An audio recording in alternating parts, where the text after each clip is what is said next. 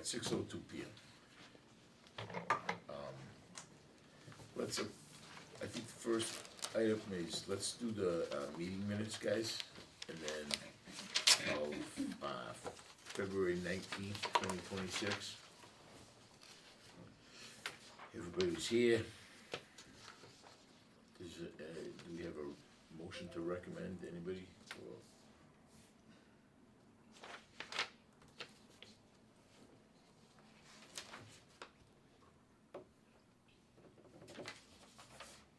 I have some corrections. Okay.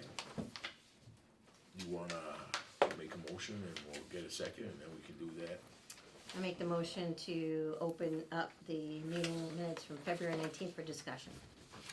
Second. Okay, go ahead, Karen. Under the planning department, it says Heather noted that the select board and finance committee found value in having an HR coordinator, but did not fund one through the fiscal year 2027 budget. We haven't voted on the budget yet, so therefore we haven't said we're not gonna fund one. It wasn't recommended by the town administrator. Right, but we did not say that.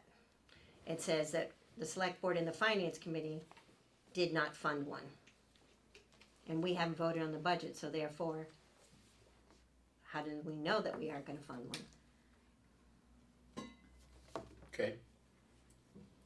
Any more discussion on that? No, wait, which sentence was that one? Three-quarters of the way down the Okay. planning department.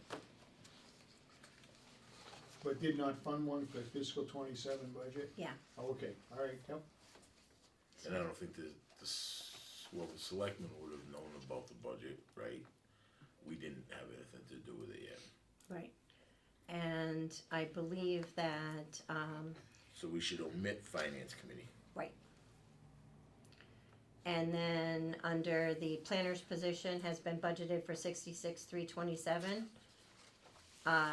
It says Tim felt was too low, too few hours and too low of a salary. That was Norm and Tim both stated that.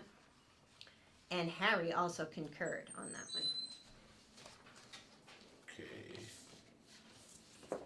So insert Norm, Tim, and Harry felt it was too low of hours and too low salary. Yep. And then under other, I'm not sure why it says finance committee only meeting. I think it should just say a finance committee meeting for February 26th.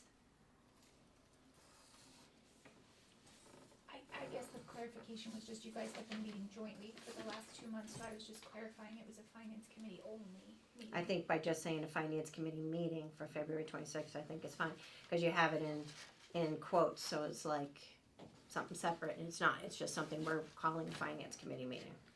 Not a joint meeting with the select board, it's just a finance committee meeting. Okay, we've heard, I, go ahead, Doug. no, I agree with taking that out. All right, I've said right along, I said, different words have You were strong right. meanings, and when somebody interprets them 6 months later or a year later, Sometimes less is more. all right. and not that it's, I'm trying to, make any big deal out of it, I'm just saying, it's just, words have strong meanings at different points in times. Okay, Well, if you wanna take that out, I mean, you could say, I understand what Tamika's saying, that, it was no longer. Right. We've Right, said no, that it's a select absolutely. board meeting and finance committee, so if you just say, And we understand that, but somebody else reading it 6 months from now. so, yeah, how do we say, maybe instead of other or with other, say another couple of words? No, in the the finance committee planning. It's can just decide- schedule a finance committee meeting, it's Mhm. not a Schedule- joint yeah, sure, meeting. schedule- It's just to Yes. schedule a Right. finance Yes. committee meeting, period. Yes. only, no Right. only. No only. Just take that out. Yep. that's all. Okay. Let's vote on, is anybody on Zoom? I'm looking at it. Okay. Let's vote on the changes. We've had 3 or 4 different changes. Is everybody in favor of the changes? We have you want a motion for that? If you think we need Yep. them. Well, we should have it in our minutes. Make a motion to change the, or it would just to amend the Amendment. minutes of February 19th As to noted. reflect the changes that we noted. Okay, Second. any other discussion? All those in favor? Aye. Okay, perfect, thank you. All right, we have, two, Wait, so then we should vote to accept the minutes and as amended, right? You just did that. go We had a- make a we had a motion. motion Go ahead, to- you can have another motion, go ahead. But what is the other motion? Cause the motion was just to approve the minutes as amended. No, we voted to make the amendments. Now we have a motion sitting here that said we would accept the minutes. I'm very confused. Karen's original motion. Right. All right, back to Karen's original motion. All those in favor? Aye. As amended. My original motion was to open it for discussion, so that was done. I'm getting sick of motions on top of motions. I get it. I know we gotta do it, but someone make a motion to accept the meeting minutes and we can move on. Well, there's no such motion, it's open for discussion. Okay, motion to accept the meeting minutes as amended or as adjusted or whatever. Okay, Second. any other discussion? All those in favor? Aye. Perfect, thank you. I'd like to move on to, some reserve fund transfers. Heather, which one would you like to do first, does it matter? Nope. Let's do the one where the gentlemen are sitting here, Okay. so they might wanna go home. I don't know, I think they're kinda stuck in the corner of it. I think they're I here to planned for the address long haul. they're here Burn big to water. also address the public safety questions that you all had, so they're here for the duration. Yeah, All right. like, Let's do this one first, we'll give them a little bit of we'll do this and then get done. So we have When can I get in a public comment so I can go to my next meeting? we'll do these reserve fund transfers and then we'll go from there. Okay, thanks. Which one are you doing first? The police department. Okay. For 5750. Whoever's up, Lieutenant Dan or? I'll take it, Mr. Chairman. We have an invoice from R.H. White for $5,750.48 for a major plumbing repair to the water supply to the cell room area. We had DPH inspection, we have annual DPH inspections for the cells. We've failed 2 years in a row. 1 year was for low water temperature, and then the following year was for a low water flow. So we had somebody from R.H. White come out and evaluate it, and apparently it needed a lot of work to get up to standard, so. So in addition to failing the Department of Public Health, it in turn failed the Department of Youth Services, which oversees the cells we have to hold the juveniles, so to get in compliance with those, we needed to get this fixed. I submitted the invoice over to the fire chief, under the impression that it would be paid for out of building, the Public Safety Buildings Purchase Services. Apparently, there's not enough funding in there, so he sent it over for a reserve fund transfer. So do we know what the 10,000 balance is gonna cover for the rest of the year, or is that? I do not, I have no access to this account. Oh. Yes, I was surprised to, have to come here for the reserve fund transfer myself, so. I wonder, do we know, that must be electricity or all the other stuff that's gonna come out of that, maybe that same account? yeah, it says the remaining balance in the account is needed to pay for heating and electric for the remainder of the fiscal year. So because you're surprised, I am too, because there's $38,572 in that account. I saw that today. And it looks like if you take if the expenditures so far and divide it by 8 months-ish that we've been doing that, it really comes out to about $500, which we've only got a few months left of a fiscal year, so, and I think with either enough for that or very close, so unless there's something else coming out of purchase services, I'm not seeing where the shortfall is. How many months did you say left? 8, 9, 10, 11, 12, 4 months. Yeah, cause 35,000 again, over usually 4 these numbers are months. about a month behind too, so maybe 5 months worth yet to go. So it may, I think it works unless heating and electricity goes up significantly between, over the next 4 months compared to, and it may be close, but I'm wondering if And then at the end, take it out of Take it another out. account. that's what I Do you have any ideas, Heather, as to why? As to why the reserve fund transfer, Yeah, why they would need it? my understanding from the chief who manages that budget, that he feels that he'll be in a deficit. He doesn't manage this one. Yeah, the fire chief kind of oversees the building account, both the Okay. purchase services account and the supply account. And he set up the reserve fund transfer form for me, so I was just under the understanding that there wasn't enough in there based on what he said. So that's why we're here Yeah, looking for it. that's the same information that I have. And what's in our reserve fund right now, balance? Do we know? Having a hard time. This, as of 3/3, it looks like it was 77,044. 77,000? Oh, that's because that other, yeah, that other. But we had stated that 60 of that was going to stay for school-related stuff. Well, we're gonna give preference to that. Right. Yeah. I make a motion that we approve the reserve fund transfer as requested. Okay, we have a motion, do we have a second?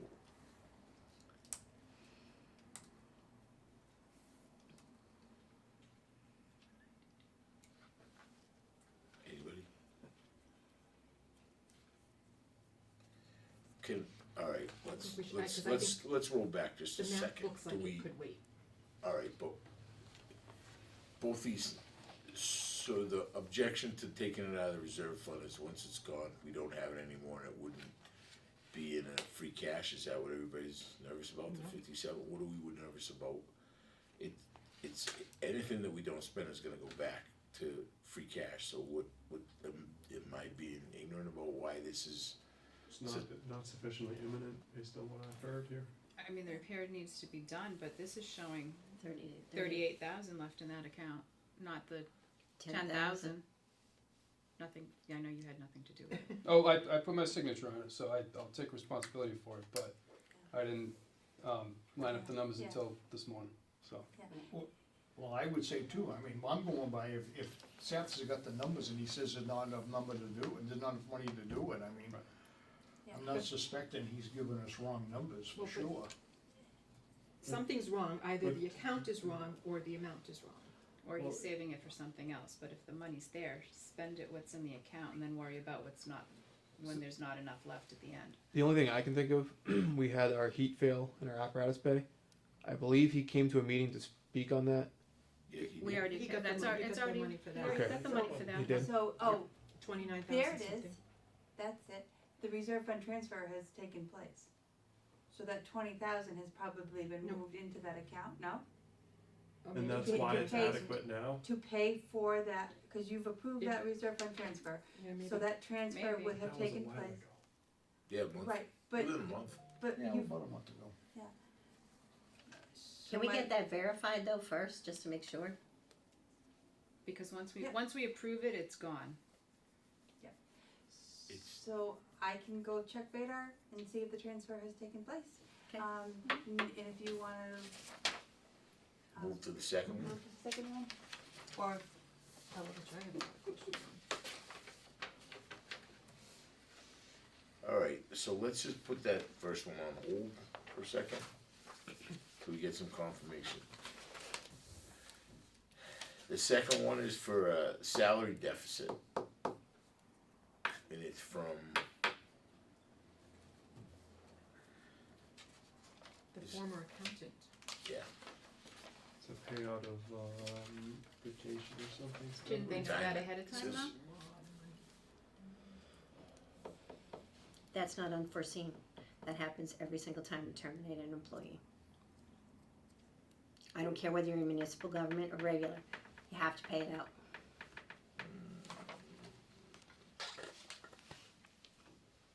And I don't think it's retirement, it says retirement payout of the prior town yeah, employee. but I don't think it's retirement, I think it's time off. Cause retirement hits a different account. Well, that's the Well- part that I was wondering about because that accrues in a separate account specifically for that reason, right? Right. So this is Right. a different kind of That's why I don't payout, think it's retirement, I think it's actual time off. which that they was should have accrued. accrued also. They don't accrue it. No, that's not accrued. And it says retirement, but you're right, it's Right. because she retired she's getting paid benefits that she didn't use. That is correct. We That's, don't accrue the sick time? Nope. That's stupid, we don't accrue sick time, we don't accrue paid time off at No, all. it's especially where sick we time pay out and sick time now. vacation time is in your payroll that you have for the person for the entire year. But the way if it's you're always been. carrying it, but if you're carrying it from year to year, that should be in an accrued Oh, no, account. you're not carrying it from year to year, you can't. Sick time? Sick time, so you're You're saying, carrying you're carrying the sick days, but you're not carrying the Right. dollar amount. Right, Well, I you- think that's what we're saying now. that's what- is- That's what an Exactly. accrual what- is. that's a- what an accrual That's is. an You carry the outstanding, dollar. outstanding liability, right? And you Mhm. gotta, you should capture that. And it, like I Well, said, you should, especially you since we don't. start The paying state, out. never mind. You don't. Okay. Well, a business does, Well, a business does, but we're not talking about a business. alright. but the town should be run like a business. Because, No, it should be run like the government says you gotta run it, Unfortunately. Okay. but that's And the way so- it is. So if that's where it comes from, and we're just doing it the way we're supposed to, but I think that's an But just- interesting. but regardless, we know even in municipal government, when an employee leaves, Right. we pay him out for the time, it's not unforeseen. Right. You leave tomorrow, you're gonna get paid out all your time. Same with you and same with you, it doesn't make it, same with you. If they retire from here. No, even if you leave, your paid time out gets paid, anything that you've accrued gets paid out. Not sick time, unless you retire. Exactly. Could I But- don't- Whatever the I don't rules wanna- are now, cause it wasn't that way, I would say Right. a few years ago. I don't But- wanna speak for but they knew. Heather. Our personnel policy for non-union employees requires that the employee notify the town the January prior to the fiscal year in which they're going to retire. In this case, the employee did not notify the town, so we were unable to budget for that. When she put in her notice, she stated that it was due to retirement. So her leaving was unforeseen at the time that we budgeted for FY '26. When did she give her notice? 2 weeks before she left. Which was before or after the November town meeting? It was back in May. Well, No, No. Donna didn't leave that. Oh, John? Donna, I'm sorry, I'm I was thinking like, of no, no. Boston.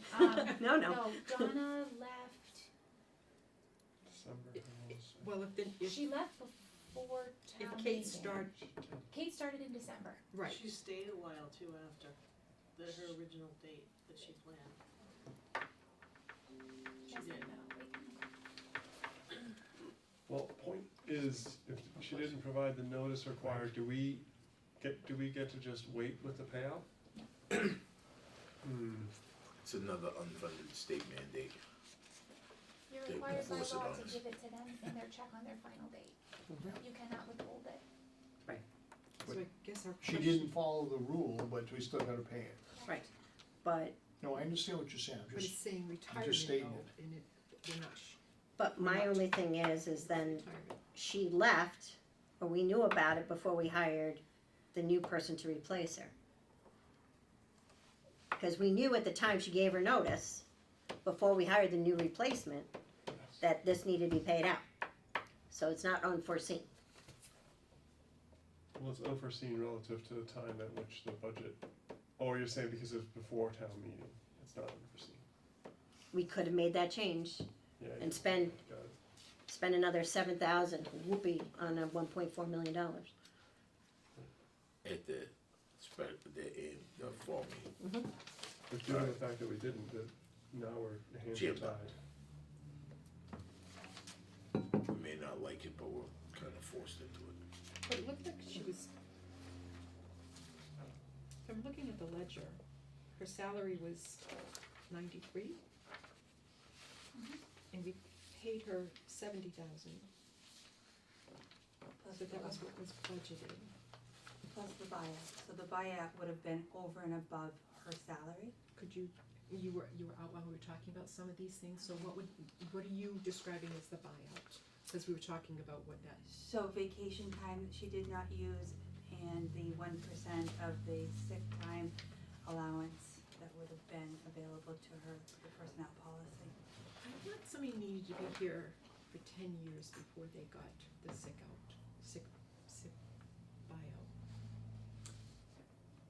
I would have to refer to the personnel policy, I don't have that off the top of my head, but her vacation alone was probably significant enough.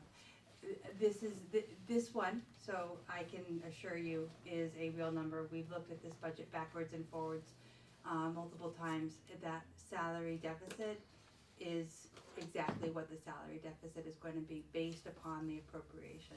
The amount of money that we will need to pay Kate through the end of this fiscal year is the amount of that reserve fund transfer minus what would be available still in the budget.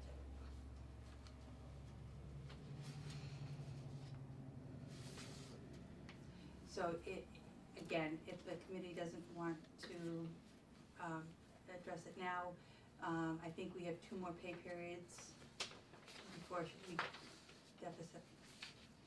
So we can come back and do this next month. This is, I feel like we see that it's not gonna change. This Oh, one is it's definitely. not, we're just literally kicking it down the road. We can't get out of this one, guys. Right, but we could do it actually in May, because if there's 3,500, this is 7,005, 2 payrolls. I'm assuming that this picture here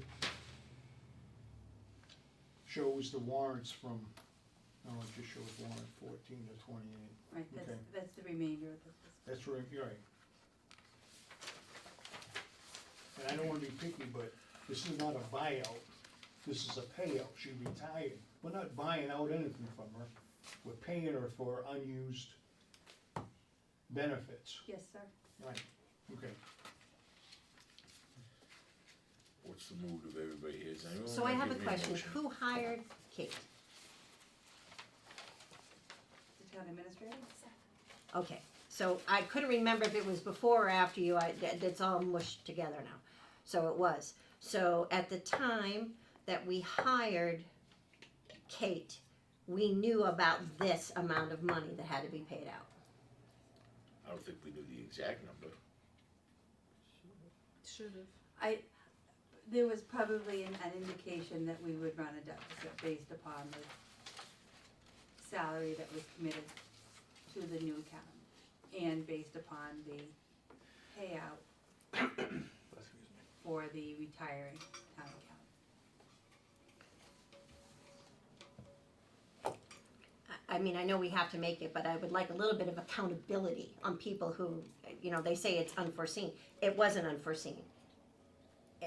I mean, we gotta have accountability. Well, your former accountant retired middle of the fiscal year, so it would have been, and there is a personnel bylaw that says that anybody who anticipates retiring needs to notify the town administrator's office the January prior to the fiscal years for this exact reason, right? This way we can calculate. It's been my experience, unfortunately, since I've been here, that is not a bylaw that is, It's a policy, not a bylaw. well, Right. well, it's a personnel, the personnel policy is in the bylaws.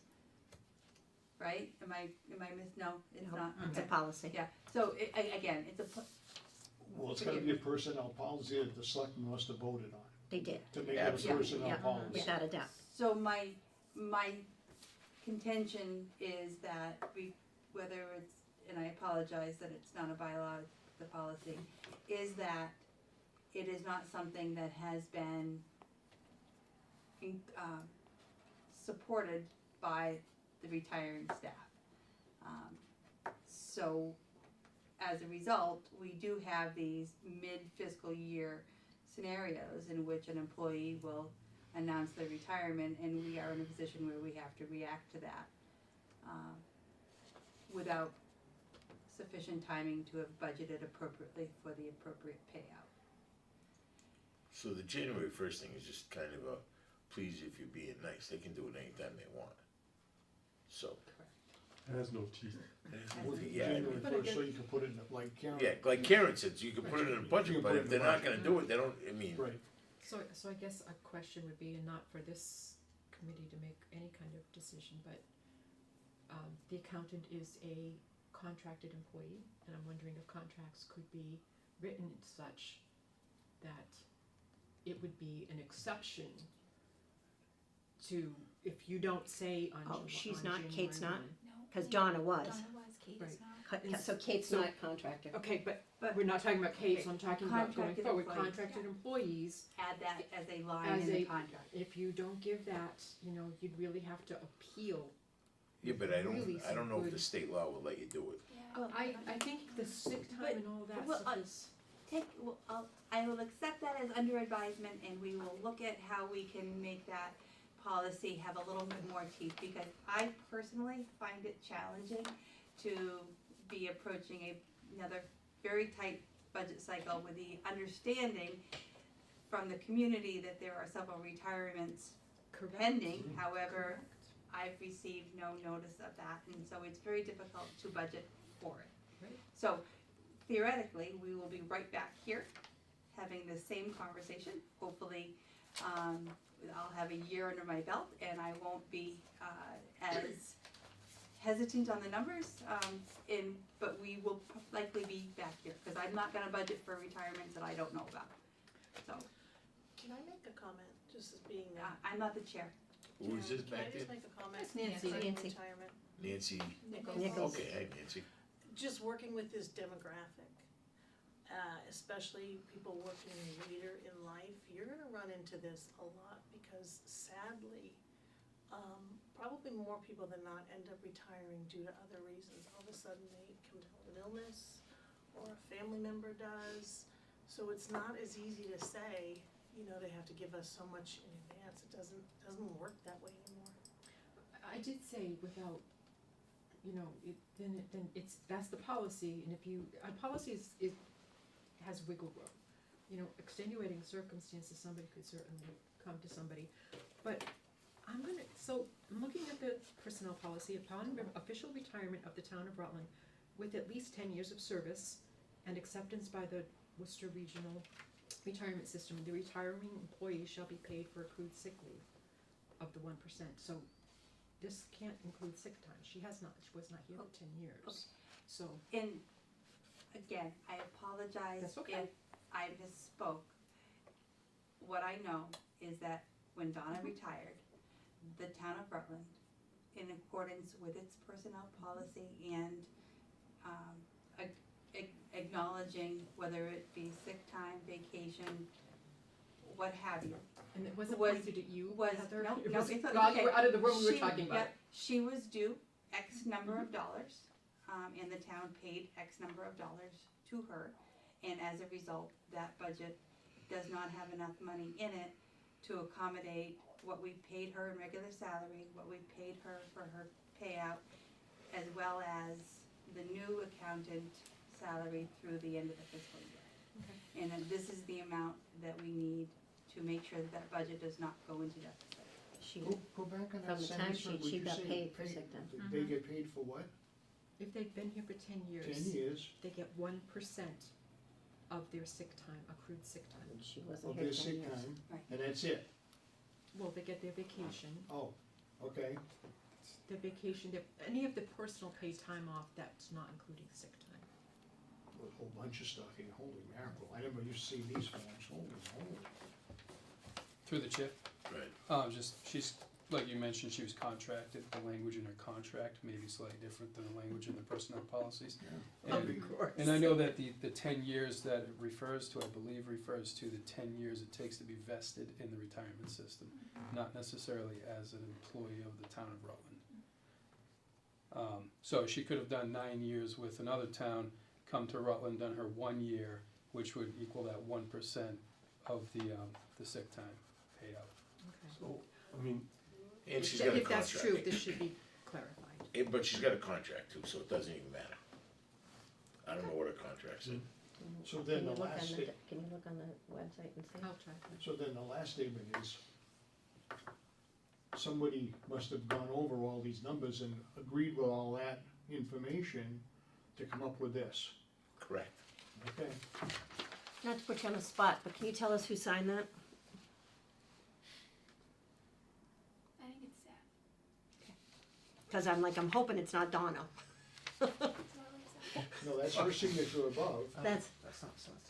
You can read her name, but you can't read the next name. yeah, that's the thing, I'm like, somebody signed, cause that's segregation of duties. Yeah, I don't know who else would have signed it other than Seth at that time, cause he was still active.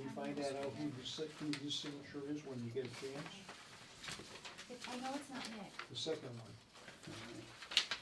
one. All right, So, See, it seems like there's two things, right? There's, one is the facts, which is that they need the transfer now or later. And then the other It's part is like, how do you policies. prevent recurrence? yep, and I don't know that you absolutely can, but we can try. Put Well, a little teeth in it. Well, the recurrence, to me, should have been when they hired Kate. They knew there was gonna be a right, so deficit. that's the discussion, right? Like, Right. as soon as she quit, they could have known, and there may have been a special article on the town meeting. Right. If there So was that's enough one time. way to prevent it, and then the other way to prevent it is to write some teeth into the personnel policy so that when people quit, that you have the financial flexibility to wait until you can appropriate the I money. mean, this Right. was paid on, well, payroll period ending 11/29, so I assume it was paid in December, right?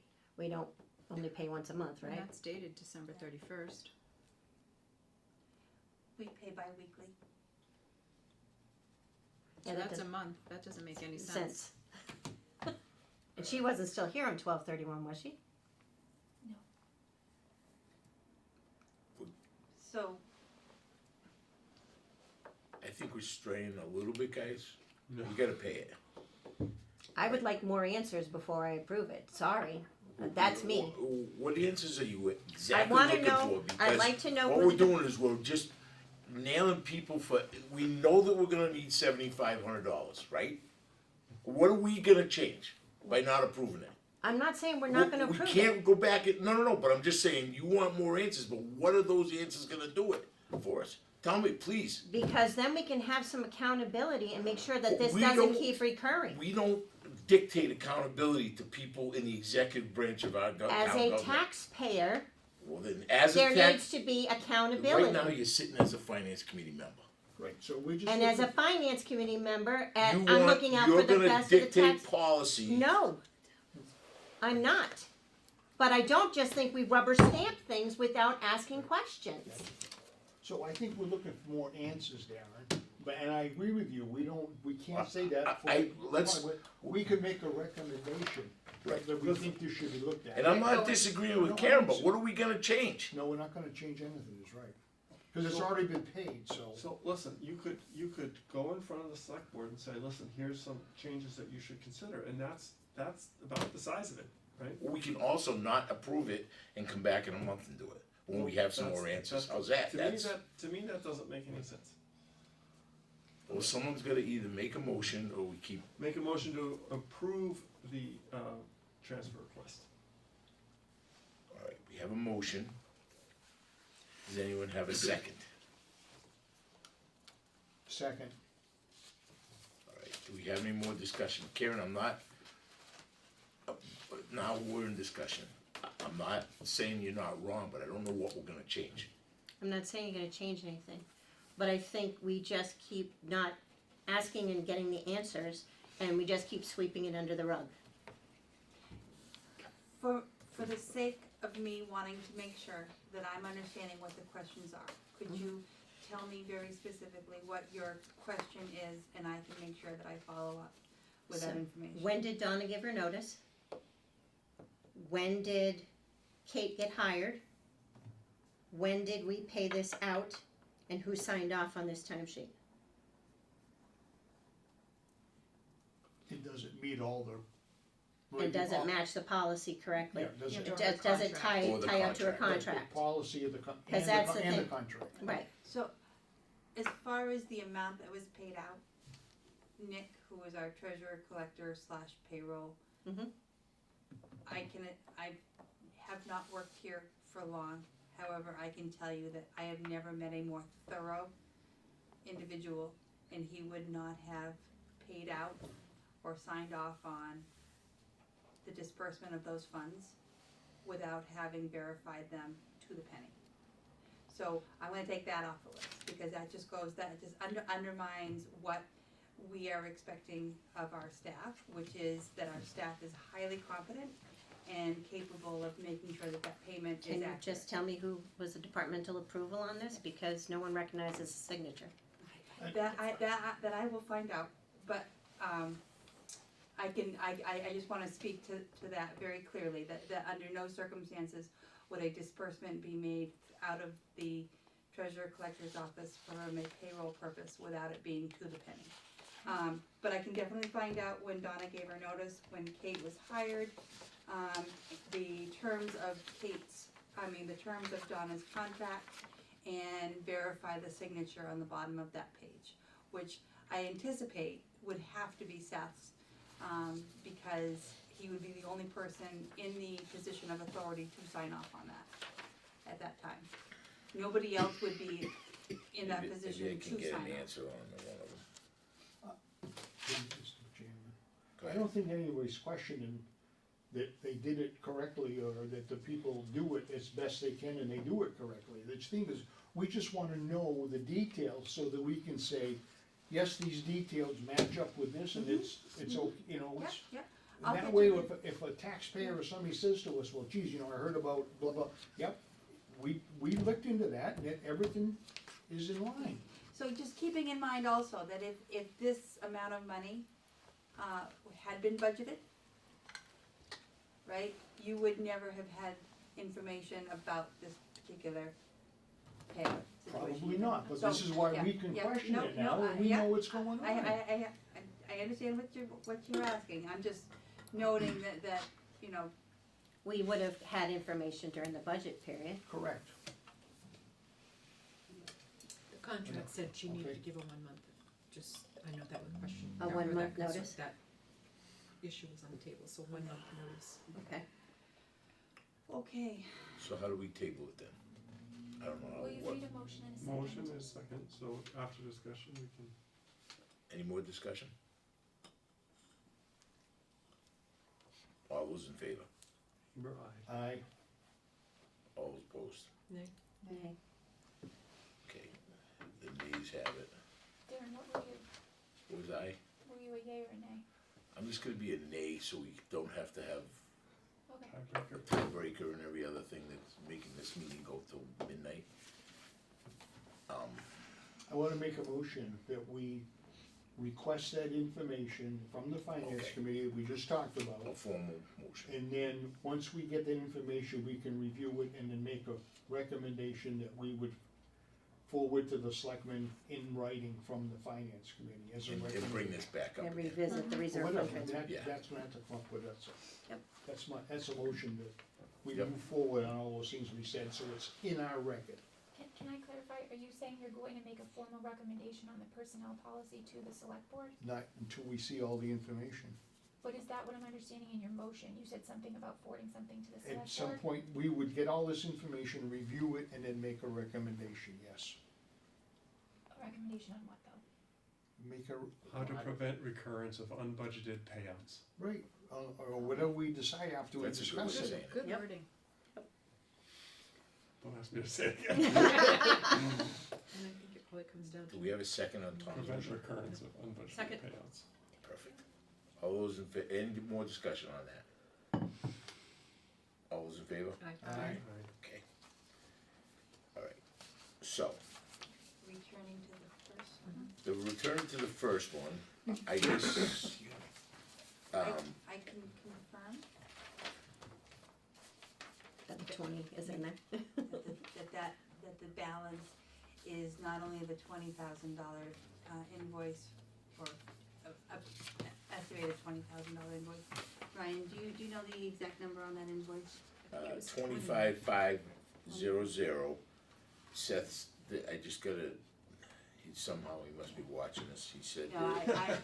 There's a purchase order for the heating system repair for $25,500 against the account. What is listed is for the remaining year. Oil is now $4.40 a gallon and rising to heat the building. I just want to put them on notice that we will not have enough.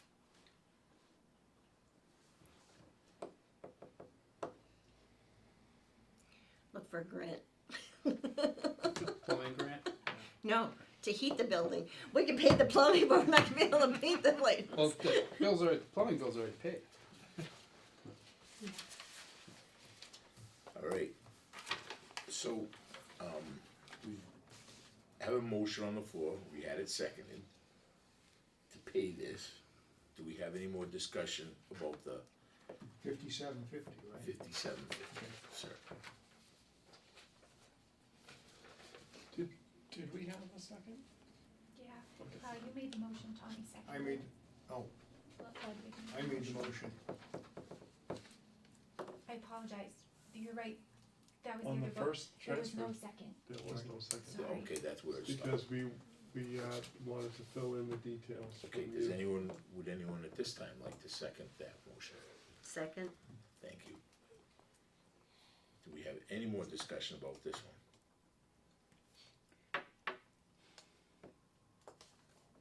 Well, that either gets paid now or later, right? Well, if the 25,000 has not been taken out, then yes, we'll definitely be in the deficit. It's, yeah, when the $25,000 bill hits it, we're gonna be upside down, right? And depending upon the frequency of the oil bills, which should be declining, of course, any fill-ups that we've had in the last 2 weeks would not be on this either, and if we're paying $4 a gallon, which, note to self, look at procurement for oil. we don't sign a contract. You wouldn't know, sorry. All right. On the list. Do we have No, any cause more, that's the, yeah. do we have on any the more list. discussion? All those in favor of the 5750 transfer? Aye. Aye. Okay. And aye. Unanimous. All right. Perfect, thank you.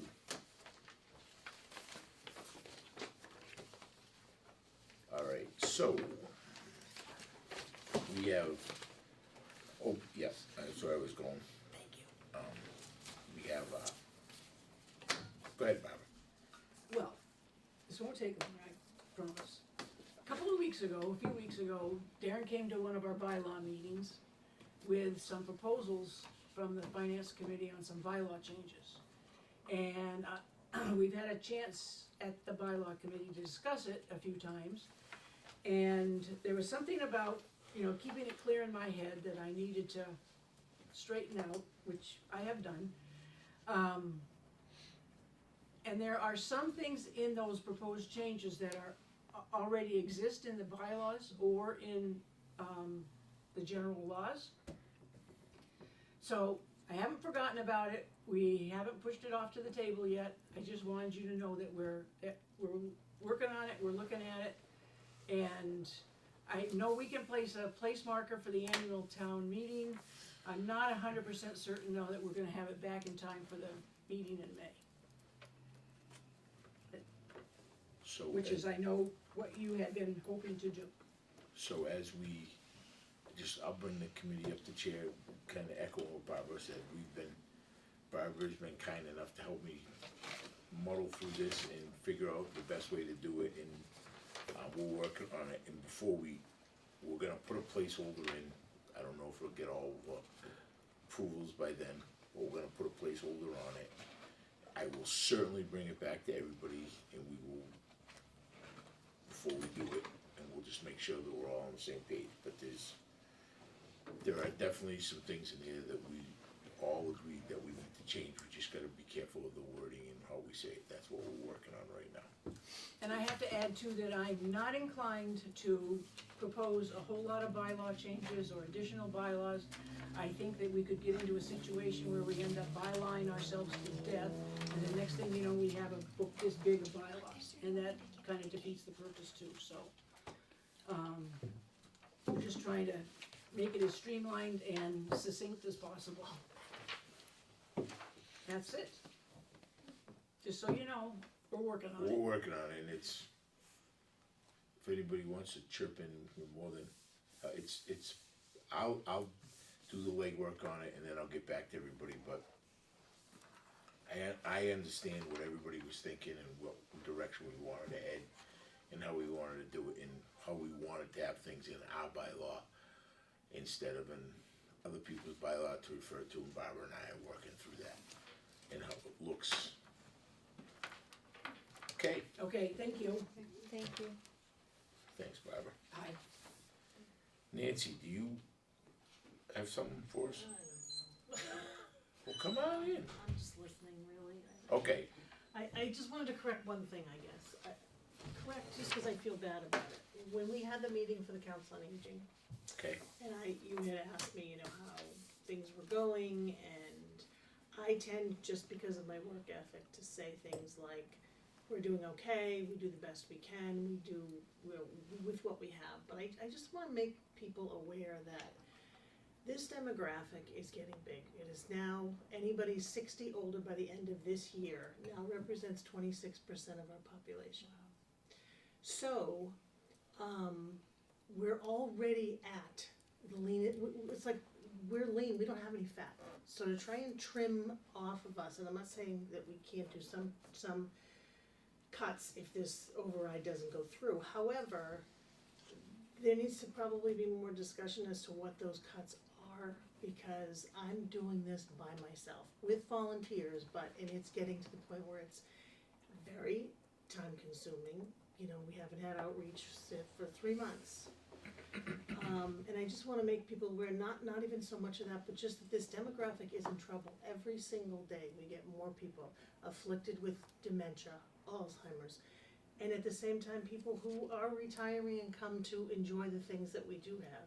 And I just don't think there's enough knowledge out there by people. I think if I gave a test to everyone, the select board, everybody here, and asked them to tell me 3 things that we did, I don't know that most people could pass it. I just don't think that there's knowledge out there. I think that I'm just here to make people more aware of it. So when I said that, yes, we do the best we can, we do. But I think I've been working on that for so many years, and just doing the extra and doing the hours and never taking a lunch and being okay with it. It's not okay anymore. It's too many people that need help, and I just don't want that to lose sight, because anybody to lose sight of it, because it's just going to get more and more involved, and I'm not going to be here the whole time. But I don't think we can ignore it. I don't think we can just say, it's a part of the whole team. And we need to recognize that. And one of the topics that came up that same night, Darren, was per capita. There was no way anybody could figure that out that night. Because, first of all, we're all even going by the 2020 census, which is now 6 years old.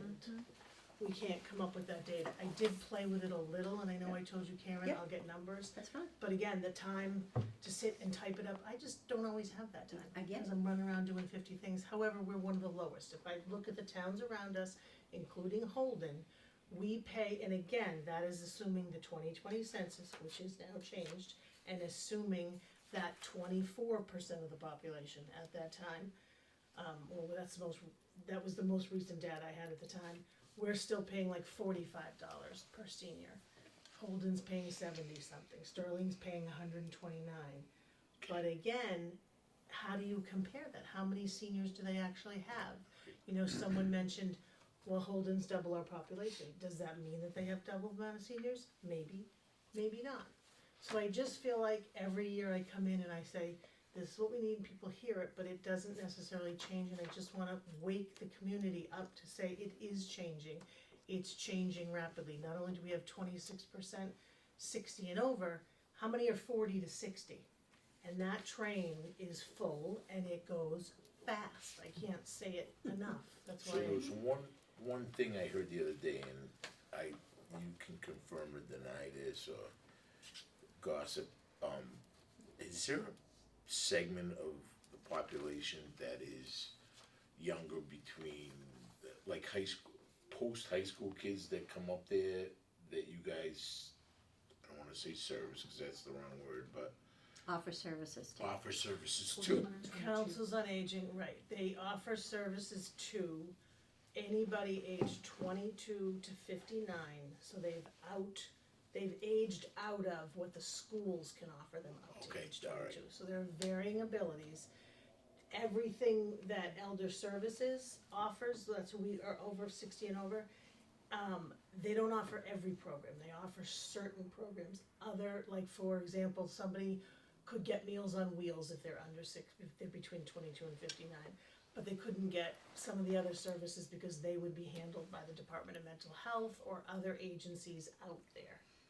So, but, And I don't know how Yes. big of a population, if that's the right word to use, that is, but we gotta keep in mind that there's a lot of, unfortunate people that are growing into that age exactly, group. exactly. And it's like I said at the meeting, that it's also for people who have parents that live in Oh, Rutland, absolutely. who might not live here too, that need help, because It's their families parents and- need help. So Right. Nancy Go ahead. and her volunteers help those, cause you don't Yeah. always, There's a lot that we're gonna have to, and I'm sure Nancy's starting to beat her drum over there because she's gonna need to, and to get that population, you know, at least up to speed on what's gonna happen. It is, excuse me, Heather, I'm sorry. I just wanna caution that this is public comment and we're maybe making this a broader discussion than what your agenda. Yeah, So, that, And that's okay, and I I- just need to I make people, I know, 'cause I never yeah. have. no, it's Yeah. overall But we- discussion related to the To the 2027 budget. That's Right. what I would say. yeah, no, I think we're covered. I don't know we're gonna stray much further than this, but we're And- definitely, we're within the rights of what we said. One comment on this thing, right, we're trying to do right by the schools, we should do right by this population also, and if we're going to sell an override, which is gonna affect some of the same population, then we should do, you know, we should be cognizant of how the budget is perceived by 27%. 26% of the 26% latest of the Yeah. population. Um, go ahead. And I've been over talking with the seniors on Monday mornings for Muffin Mondays. Although I will say there's no muffins. Well, it turned I to know, coffee and I conversation. know, coffee and conversation, now. right, and they have offered me coffee We every go for the time, muffins all the every time. But, making sure that I am making myself as available as possible for these discussions, and the conversations have been, very open and very directed, and,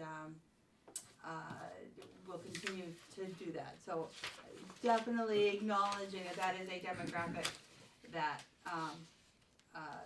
needs to understand what the, budget is, what the budget process has been, and how it impacts them, and how they can be a part of the bigger question.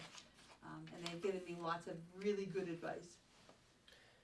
So, If I could add to that though too, we also need to understand them, and that, like Karen said, the whole goal of councils on aging and senior centers, and I've said this before, but councils on aging is the piece that does the service, okay, for the resources, which are, there's so many, people need home care, they need, you know, assistance with medical or insurance, anything like that. The senior centers are usually housed within the councils on aging, okay, and that's the part where able-bodied people come and participate in activities and exercise, which are full, by the way, our exercise classes are 15 to 26 people. That's a lot of people that fills that main room, and they're there to stay healthy, cause we don't want it to go in the other direction. But I just wanna say the mission of the councils on aging, of elder services, of all these, are to provide what's necessary to age in place for this population and their families and their caregivers. And family members are starting to call all the time too.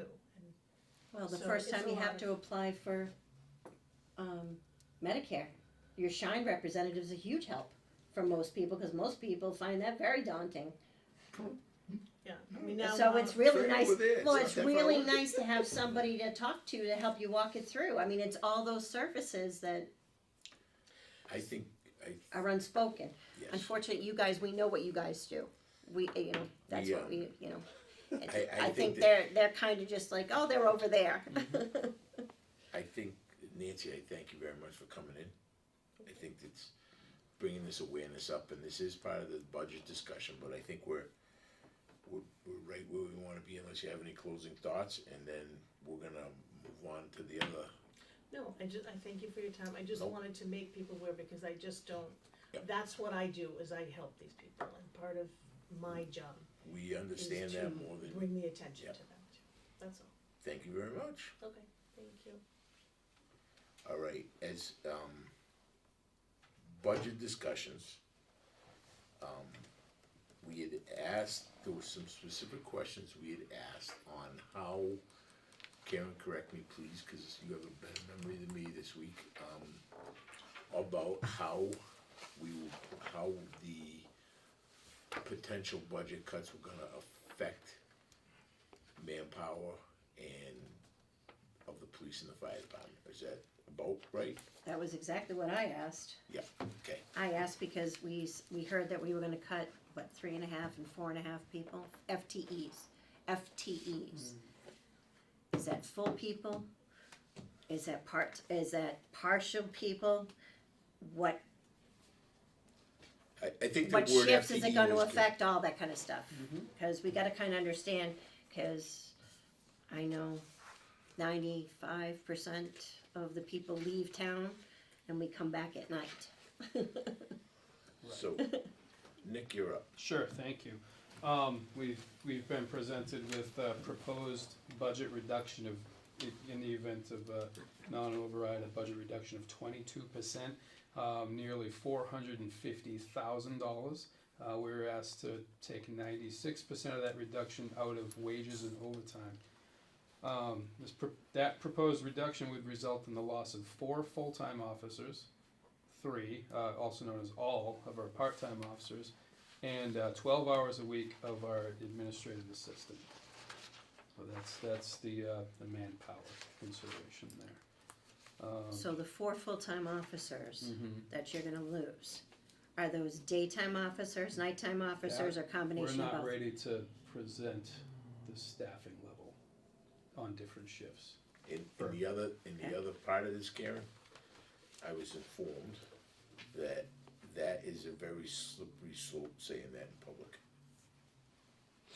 If you know where I'm going with this. I was advised to make, just, not, because Yep. we don't wanna invite, I understand, I but know what you're asking, but we gotta be careful how we ask it.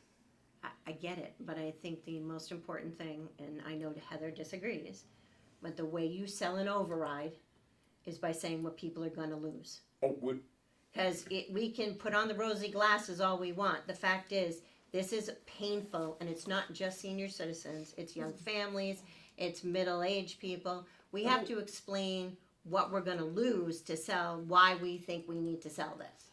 and I don't think Heather disagrees, she just, No, I absolutely agree wholly that people need to understand that a 25% reduction of municipal services, whether this is a reduction from personnel or direct services, is irrevocable for the town of Rutland. You do not bounce back from a 25% budget reduction.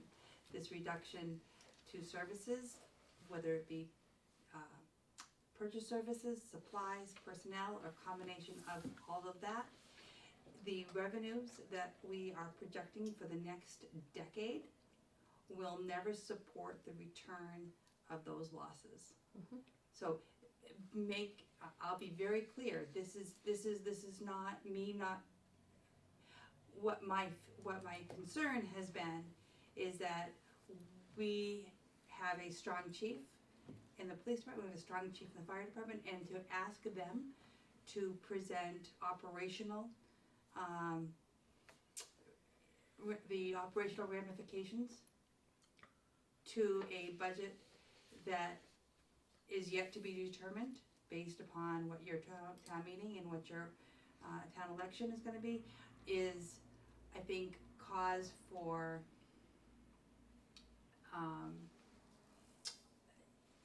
the individual, the individuals know who they are.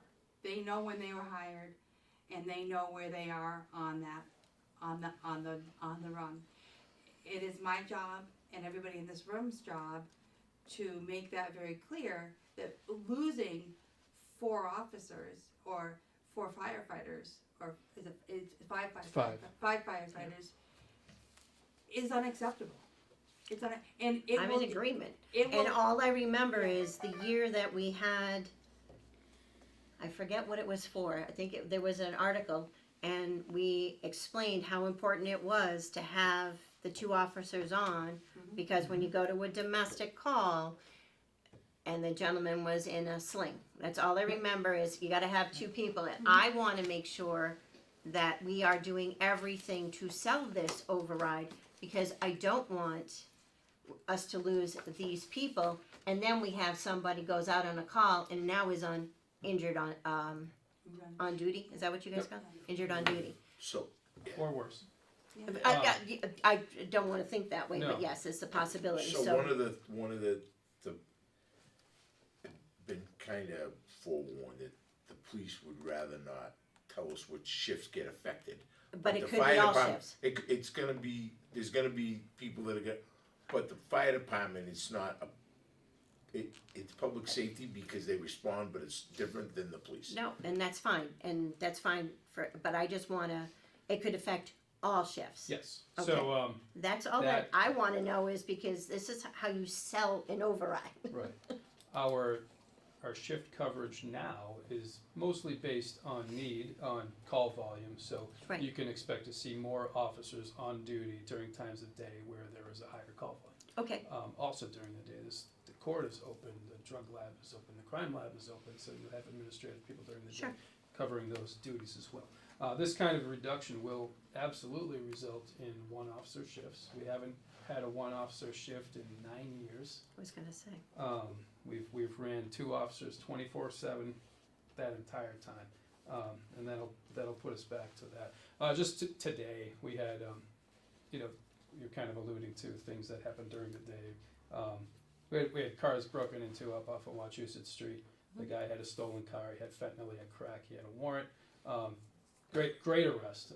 They got him under arrest. But now you have somebody dealing with a prisoner who's violent. He wasn't violent today, but very lengthy history of violence.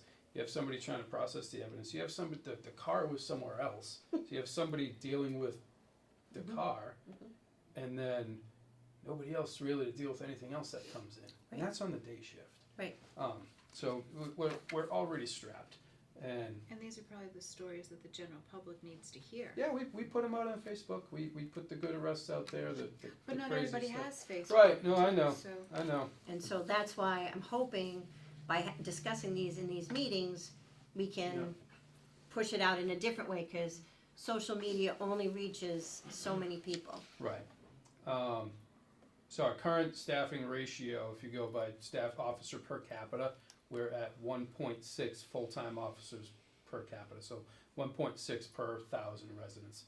The national average is, where is it? 2.3 per 1,000. The average in New England for towns under 10,000 people is 2.8.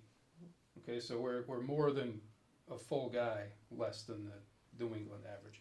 And I always use the Wachusett towns because we're always compared with the school districts. So the Wachusett average is 1.75, we're 1.6. This reduction would put us down to 1.2. So well below everybody, nationwide and locally. So that amount of a cut would result in approximately the loss of 8,000 hours of patrol coverage. That's your 4 full-time guys plus the 3 part-time guys. And the part you can't undercut the amount of work the part-time guys put in. They're required to do at least 4 shifts a month. Most of them usually do more. So that's a tremendous loss too. Some of them have worked one of them's worked for us for like 20 plus years. Current staffing is usually three officers per shift with a minimum of 2. I think I already mentioned this. The layoffs would result in sometimes 2 officers and often 1. One officer cannot safely provide police services with 9,805 people over a land area of 36 square miles and 100 road miles. And obviously with the reduction of these positions, we're not going to be able to do any sort of specialized position. That would eliminate the school resource function. Currently we have 1 officer assigned as a school resource officer. He's more like a school liaison officer, kind of works in and out of the schools when there's time. That'll be done. There'll be no time for that. We will have to eliminate the K-9 program, which is unfortunate because the K-9 program comes with some built-in overtime because the dog needs to be taken care of outside of hours. To maintain those certifications, that officer needs to attend at least 2 two in-service trainings a month that have to be covered by other officers, so that would be gone. Elimination of officer assignments to SEMLEC units, that's our Central Massachusetts Law Enforcement Council, that's all the specialized units that we have access to. We have an officer assigned to the SWAT team, and we have an officer assigned to the accident reconstruction unit. And we pay into that to be a member community, so. What else? Obviously, result in delayed response time to calls. Would result in delayed completion of administrative functions, as myself and Lieutenant Collins will likely be required to pick up more patrol functions and assist with calls for services throughout the day. The detective who we took out of the patrol rotation so he could focus on investigations, he would be thrown back into the patrol rotation, put back in uniform, allow less time for investigations, delayed responsiveness, reduced attention to victims. This will also result in the reduction in proactive patrol and traffic enforcement, mostly due to reduced availability of backup officers. It's hard to make an arrest at night by yourself. And then obviously, let's say you get an OUI arrest, DUI arrest. You're tied up for 2-3 hours with the prisoner. That's A, dealing with the prisoner by yourself, not safe. B, now there's nobody else to respond to anything. Right. So these guys are gonna leave themselves available to just, no offense, we're gonna become firefighters. Is what it comes down to. No offense. Just an absolutely devastating effect on employee morale. Okay, so I have one more question that I know the public always loves to hear. These cuts would occur July 1st if the override doesn't pass. July 4th happens after July 1st. Yeah. Which would mean you would not have appropriate officers to help provide appropriate coverage for the tremendous influx of people that comes in. Is that overstating? No, that's 100% accurate. We already don't have enough. I staff agree. to I do agree with that, but safely. Yeah. everyone loves 4th of July. Oh yes, we all love But it. the And- problem's and gonna come it in, would now we're be- not gonna have enough would to be do safely. Even if this did happen, it would be unfair to ask the remaining people to even attempt to do that. Right, just traffic flow after the fireworks, Right. which you guys handle every year. You're not gonna have officers to do that. No. It's, But building on that, nor will we have the fire personnel to oversee the safety of the. That's of the the next park. one, that's the next But- one, I'll worry, I'll bring it up on theirs too. But in addition, you won't have the public works staff to make sure that the area is maintained and mowed and looking presentable for our guests. We won't have the trash removal. We won't have the staff that does the social media and the advertising. There are so many municipal services I agree. that go into those events and others, and I know I'm gonna approach a soapbox. I won't take full ownership of it, but I'm gonna approach it. We talk about wanting to make sure that all of our demographics are aware of the potential for this, but there's such a large number of people that have decided to make this their home because of the events like the 4th of July and because of how lovely this community is aesthetically and the people that live here and the services that we provide. And that is the decision that has to be made, is whether or not that is the Rutland that we're going to preserve or a very alternative Rutland. So I'll climb back down. But I think you're absolutely spot on that it is those types of scenarios that people don't recognize as being a municipal And the service events, supported. all the events that you guys handle. oh yeah. All of it will be a very different community. Sometimes you have to hit the fun stuff because people don't think about when you need them at night or during the day because of an accident Right. or whatnot. There's always times when you need it. Obviously, I just said devastating effect on employee morale. It's already hitting. Yes, this hasn't come out publicly yet, but the rumors pop around, and we just swore a guy in a month ago, and we're at a point where people want to come work here for us. It's hard hiring police Mhm. in society right now, and we just ended up with two really good candidates, and I'm afraid that they're gonna start looking. Just even if it doesn't happen, even just to talk about it, it's enough to inspire people to look for something more stable. So that'll have a lasting effect on our retention. You lay well, first of all, you lay 4 people off, it's wildly unsafe. Why would somebody wanna work here in that type of atmosphere? When you can, like I said, everybody's hiring, and you can pop over to any other town that's fully funded and fully staffed, and know that you're safe from not losing your job, and safe from not having to go to a domestic at 2 a.m. by yourself. And then, of course, it's gonna affect our ability to attract, if we do have future openings, it's gonna affect our ability to attract qualified candidates. We're going to get either the completely inexperienced person that we're gonna need to send to the academy but can't afford to send to the academy, or we're gonna get the guy that lost his job from 2 other police departments and carries around a giant amount of baggage that We don't want. no, which, liability. So those are just the effects of layoffs. And of course, there's also a proposed $28,000 reduction to overtime. So, we budget our overtime very carefully. There's no fat to it, because it's based on, contractual time off. It's based on mandatory training.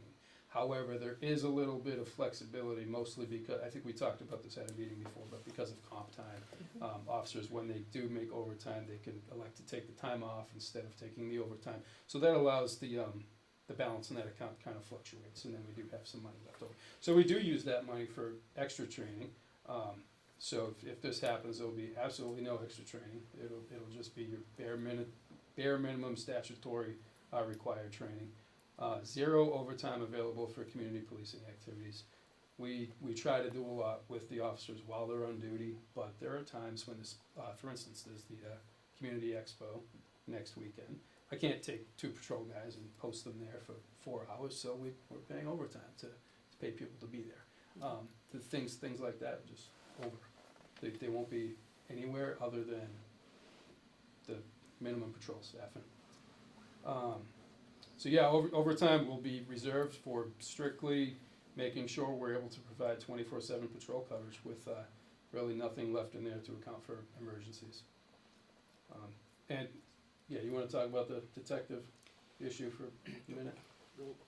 Since I've started here, we've always had a detective that's only been in there part-time, which hasn't been adequate. We've finally been able to get a detective in there full-time, which probably still isn't adequate for the detective meetings that I go through. For the average town that has 10,000 people, they probably have 2 full-time detectives, we have 1. So I help out with that a lot. If these go through, obviously that detective position will basically be eliminated, because that detective will have to go back to the road and probably won't have that much time if he's working by himself to look at investigations. Investigations, I think, man, what you mentioned was great, because a lot of the people in the town don't know it, and you guys have heard me told the stories before, because Rutland gets fairly so the reputation as a super safe town, which I do agree that it is by statistics, but I think the average resident doesn't know that we've had an attempted murder. We had a $1 million theft.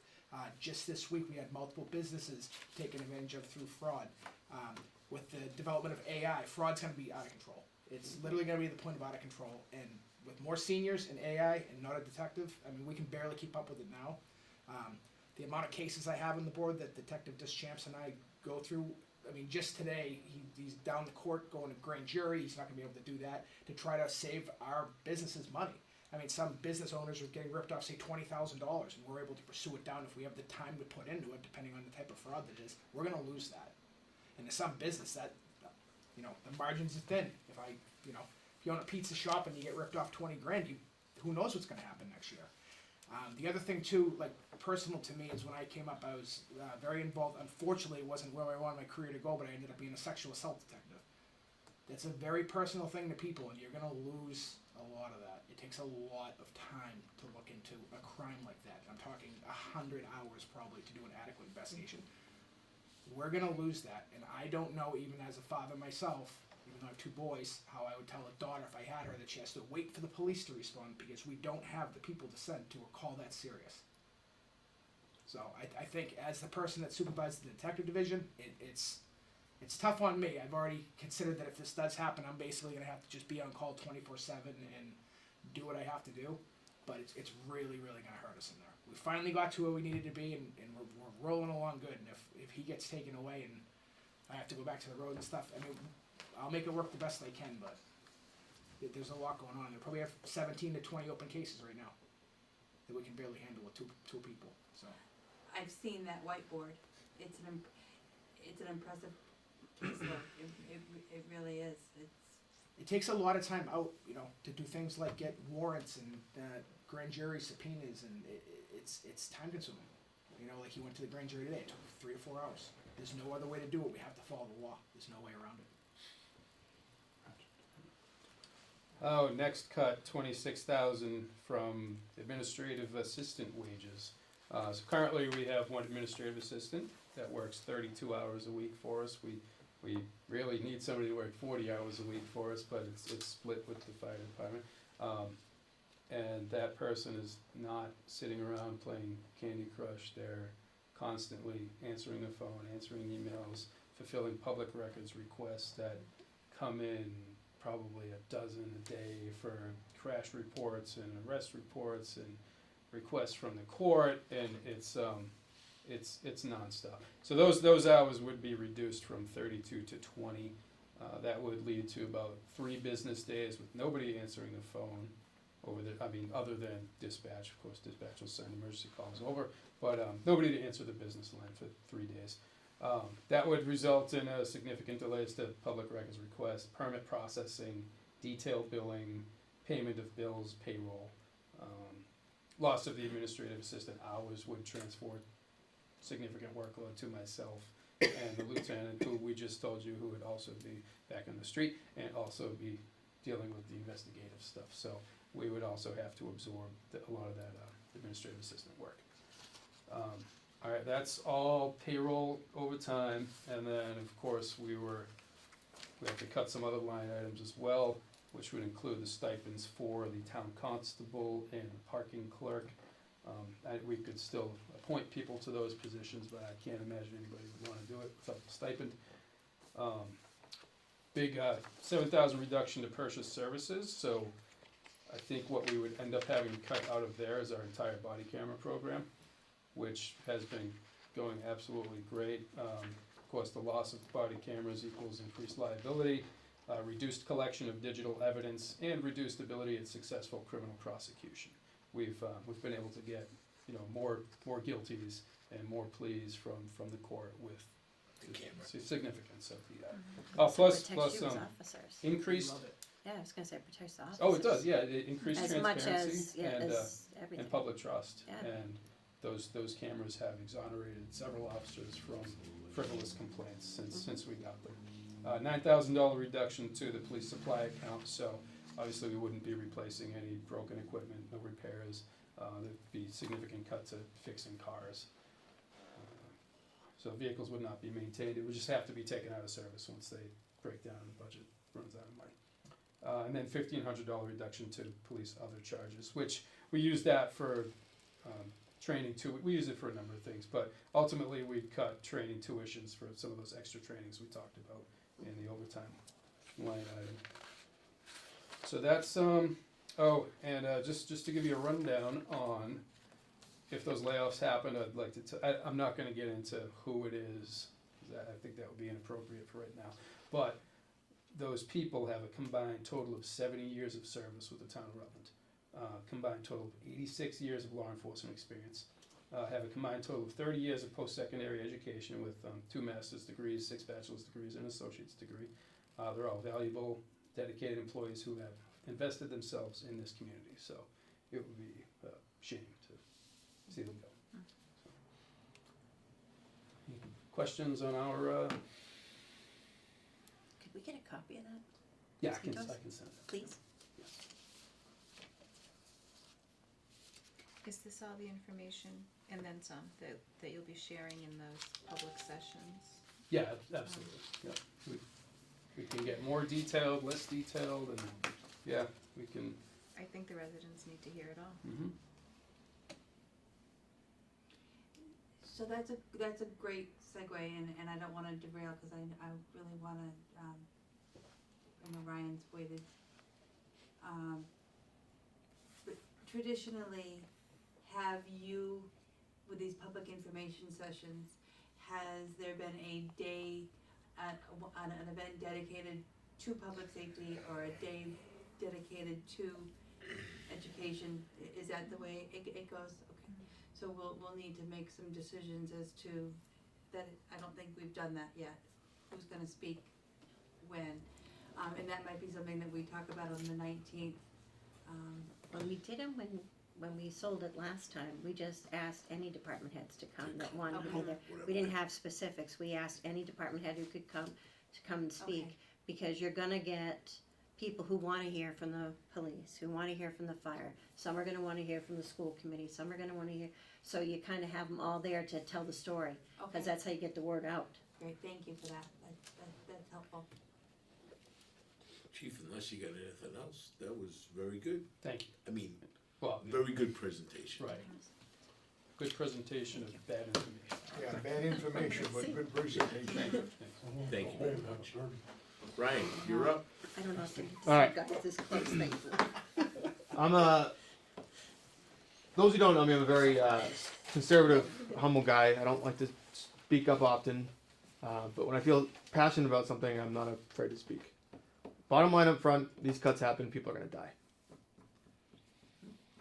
There's no other way of putting it.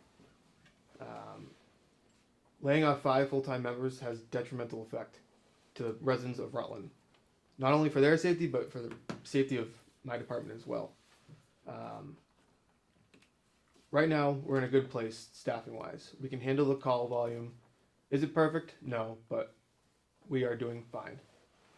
This happens, calls are going to be in the queue. You know, person XYZ down the road that's having a heart attack, we might not be getting to them. And guess what? Mutual aid isn't coming either because it's the same problem in the other towns. I cannot stress enough that this override, again, I know we're not making decisions, but this override has to happen. And I want people to know that we are putting the lives of people in Rutland in jeopardy. I can give you guys statistics, I can give you fancy PowerPoints, but this really hits home. There's a bunch of standards that we follow. NFPA, OSHA, Mass General Law. Again, these cuts happen, we're following none of it. I can't in good faith put my members into a burning house knowing that there's nobody standing outside to back them up if something goes wrong. I've been caught in flashovers, I've fallen through floors, and thank God I've had people behind me to pull me out. With these cuts happening, it's not going to happen. I'm sorry, it's not. I don't mean to get emotional, but I really want you guys to know that people's lives are going to be in danger. As a deputy chief, it hurts me that this is happening. You know, losing 5 members of the department. I really have no words other than just devastating. I don't, and let's clear a couple things up. There's nobody in this room that doesn't agree with both of you, the police and the fire. And we had some questions about staffing and how you were gonna do that related to your shifts. And yours will probably be equally through, you're gonna, first, the last people that got hired will be unfortunately the first people, so that whatever they are, Yeah. you will readjust your shifts to your best coverage that you can do. Yeah, And you're gonna move forward, that's, absolutely. And again, I know people are watching, so I wanted to lead. no, With you're That's the best doing, way. Yeah. no, we're Uh, doing 100% what we wanna do. Staffing wise, so right now we have 4 shifts of 3 personnel, and then during the daytime we have an extra day person. Day people work 4 on, 4 off, and they rotate. The 3 people on shift, it's 4 groups of 3. They rotate 24-hour shifts, and that's how we staff. With these cuts, it'd be 5 people would be unfortunately laid off, so we would have 4 groups of 2 people, and 1 day guy would be laid off, so the single day person remaining would go Monday through Friday. And then you'd have myself and the chief, obviously. Kind of echo what police chief said. Inspections, they're going to be waiting in the queue. For Mass General Law, we have to do every time there's a sale of a home, we have to go inspect the smoke detectors. It's something we have to do, but we're not going to have the manpower to do it. Community risk reduction. We work closely, well, I don't, but Alex works closely with Nancy, trying to create a safer environment for our seniors. We also do events. We go to the schools, we teach. Again, we're not going to have manpower to do these things. Again, these are all what make the community of Rutland great. And unfortunately, it's not going to happen. It's going to have to discontinue. Administrative tasks for myself and the chief are going to increase. We're not going to be able to staff medical calls. We're going to rely heavily on mutual aid, and it's going to get to the point where it's abusing the system, and we don't want to do that. Right now, and correct me if I'm wrong, but I believe we are the largest revenue generating source. Not source, but department within the town. This year, I think we're projected.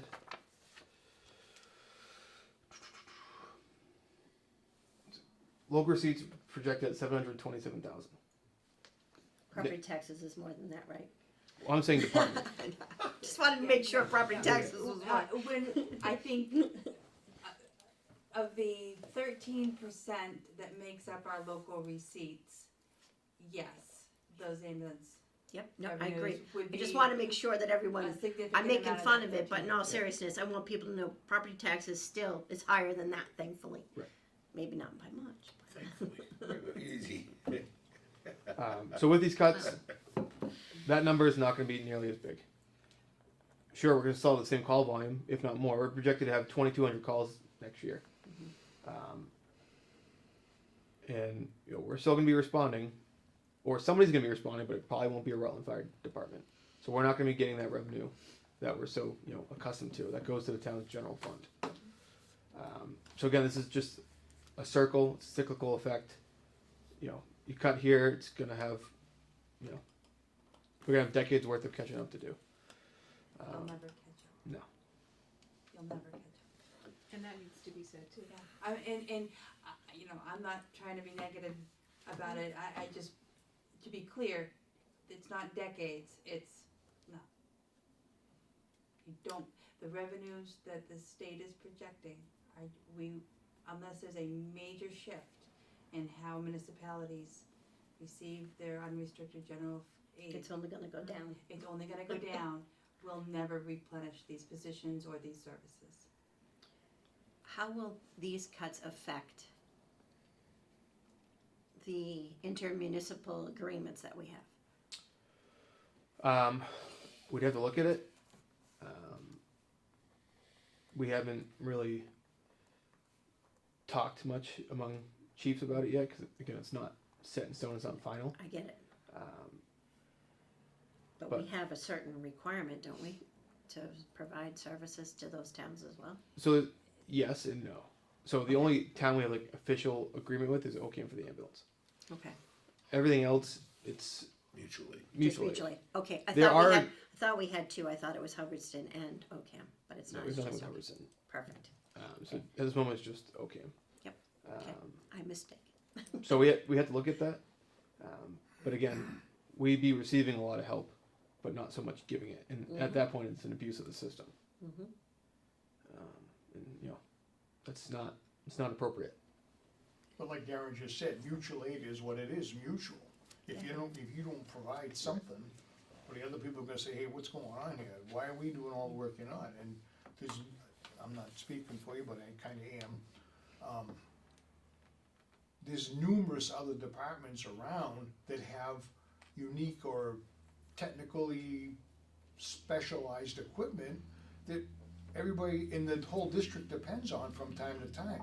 And you need those things when you need them. And if you don't, you gotta do your part, they do their part, this one does their part, the other one, so they all work together, so. A large municipality local to us recently was criticized by some of the departments that surrounded it, that they're able to spend more time in the city helping them than doing their own thing and, step up. That's,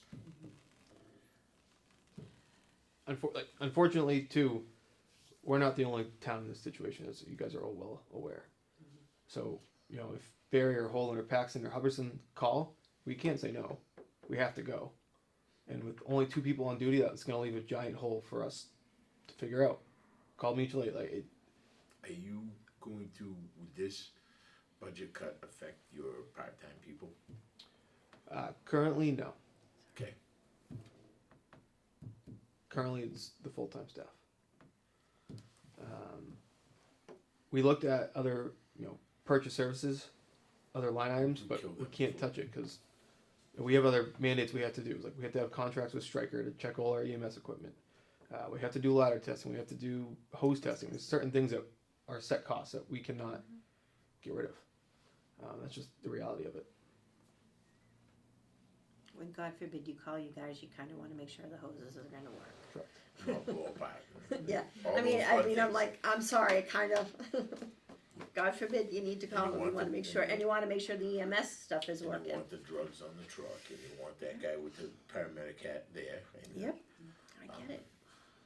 So I mean, I can go through the fancy PowerPoint. That's kind of all I have. Do you guys have questions of me? No, I think you guys both summed it up really well, and I think our core question was manpower. Do we have? Yeah, we. It's manpower, so it's 5 full-time. We weren't sure if it was partial people or actual full people, and both of you guys are affecting full people. Yeah. Like when you say FTE, Yeah. if you look at, so we share the administrative assistant every Friday, so it's like 16.2. Right. That 0.2 is Jackie, the administrative assistant. The Yeah. 16 is 16 full-time members. So, could we have your PowerPoint sent to us as well? I have copies. I just didn't want to hand them out because I wanted to say something for it. No, If you that's do it- great. If you do it by email, and you can hand them out either way. Either way. What would you prefer? Well, if you email them to us, and that way when we get asked, Got it. it makes it a little bit easier for us There's a to couple of refer Tommy to. likes Take one. There's a couple of them that'll take it. Yeah, I'll put one in. Well, he's got enough for everybody, so All right. that's all right. Fire department likes us, the police doesn't, that's okay.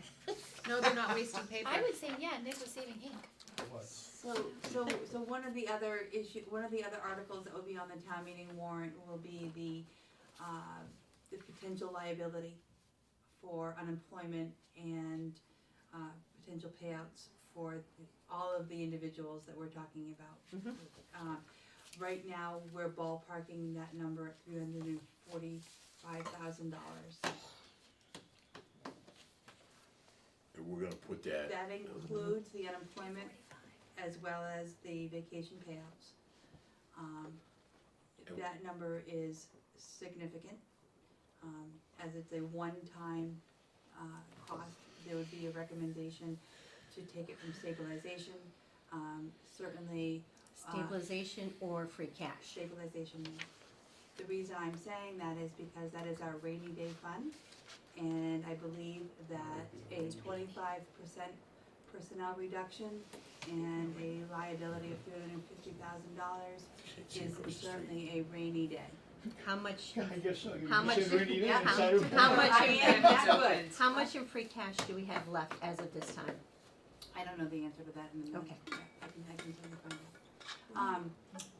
We know that if the override, is not successful, the balanced budget includes $830,000 of free cash to balance.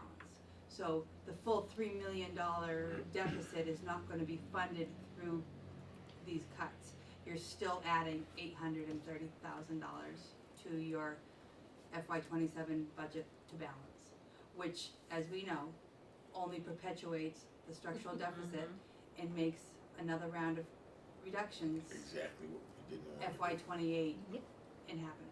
So when I'm saying stabilization, it is with intent, that it is in fact an What was emergency that rainy number, day. 840?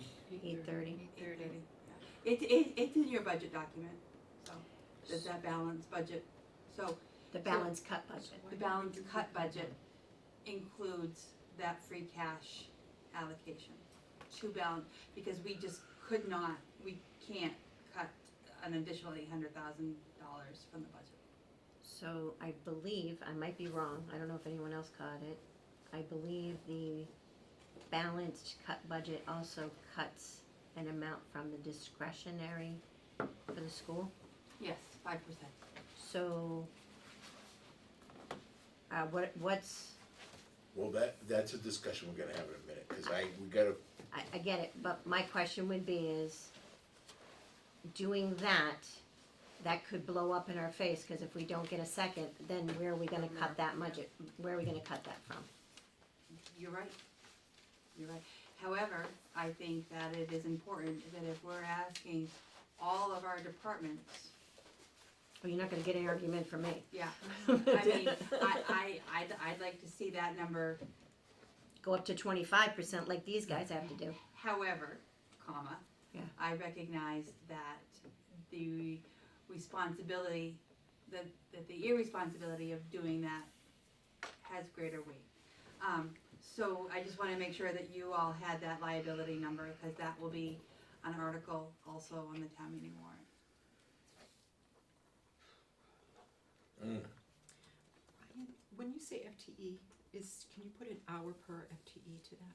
Like 40 hours per week, is that, So- an FTE? 40 is full time. Fire department works I guess, yeah, 42 average throughout the entire fiscal year. so you're using 40 as your FTE number? Yes. Okay. Nick, And you don't really, are you using 40 as well? Yes. Okay. I mean, the answer to that question too is they really don't have any other, they don't have several part-time people that make up a FTE. They're all full-time people, and the on-call people that respond are only paid when they go, so. I guess your question was how many hours is Dave call FTE, and he said 40 Oh. or 42, Oh, what's the 40. number there? So 40 times 4, you're cutting 160 hours per week of people. Yeah, I can't do the math off the top of my head, but yeah, Right. we're going by So, 40. just if you would have a 38-hour week, it's just, I'm That trying is- to say, when we're cutting FTEs, very what is the, That number. that number? Yeah. So, I knew where you were going with that. Mm-hmm. And it's actually, I think they're are contracted, you trying to are keep they your head this contracted floating? 42? They're contracted 42. Carol, so they're contracted for 42. So, If you, so, But okay. it works out to, it works out to 40. It's very confusing the way they calculate it. Yeah. All the hours throughout the course of the year divided by how many weeks, it's 42 hours a week. So we can't cut the hours of a union employee too, it's either the position exists or it doesn't, so. Right. So I just did the math, technically mine would come out to 3.8 FTE. Okay. But it's, so that's 4. I mean, it's just, I can't, yeah. And then contractually, we have to cut the part-time guys before we lay off any full-time guys. So, all right, I forgot to mention before, I didn't wanna leave them out, we have 3 special police officers that are per diem. They work basically just helping us out, doing details, we allow them to do details, and mostly retired guys from other departments, or even our own department. They help do details, but in, kind of exchange for them doing details, they help us out with events such as like the Memorial Day Parade, or they'll work the polls, so somebody doesn't get forced to work overtime. So that's those 3 more people that get cut out. But they're not budgeted, that's why they're not.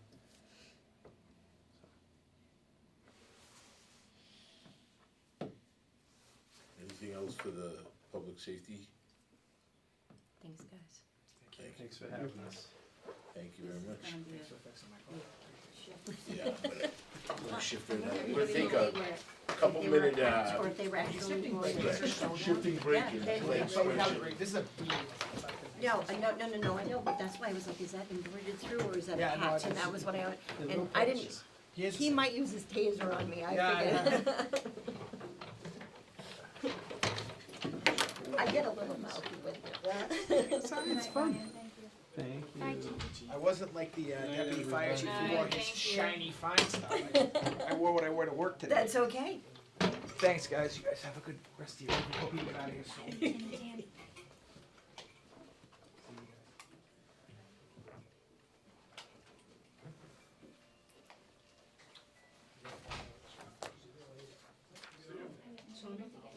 We're not done, Tommy.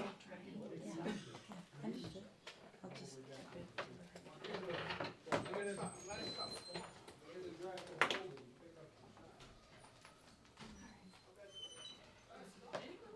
This has been a very, very crazy day. Oh, it's okay. oh, I just walked in. Yeah. I think anybody can see my face and know it's been a crazy day. It's gonna be a crazy 4 months. Yes.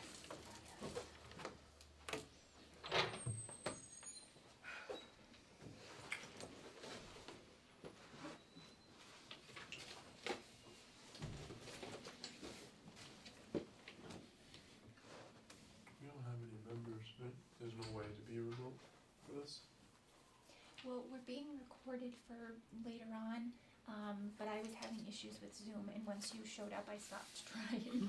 I'm sorry. No, it's not your fault, we were trying because we didn't know if you would be on Zoom and it wasn't working. I'll try to Completely fire. forgot the annex or never saw the annex. I'm like, why are no cars over here? So, So I sat at the library. Did door. Tommy leave for good? Yeah, you Yes. just- Okay. so, before we get going on anything else, I publicly wanna say, Karen, I was a little bit itchy and, That's okay, I don't have a problem, no. I have no, broad shoulders. No, but I understand where you're going, it's just, we were going down this continuous thing and I can't do this without you guys When and I it can't comes do it to without fi- you, so When I it comes just to want- finance, I think we need to have accountability to make sure Yeah, that they don't but, keep I happening. publicly wanna say that, I can't do No it without you guys, and you're a big part of it, so thank you. So, there's a couple things we need to talk about, and, we also had asked Heather to define the executive assistant, which is Tamika, what her role would be if the budget didn't pass. And do you have a moment to speak to that? Well, I can speak to Can you guys? the job description expectations for all positions that will lose,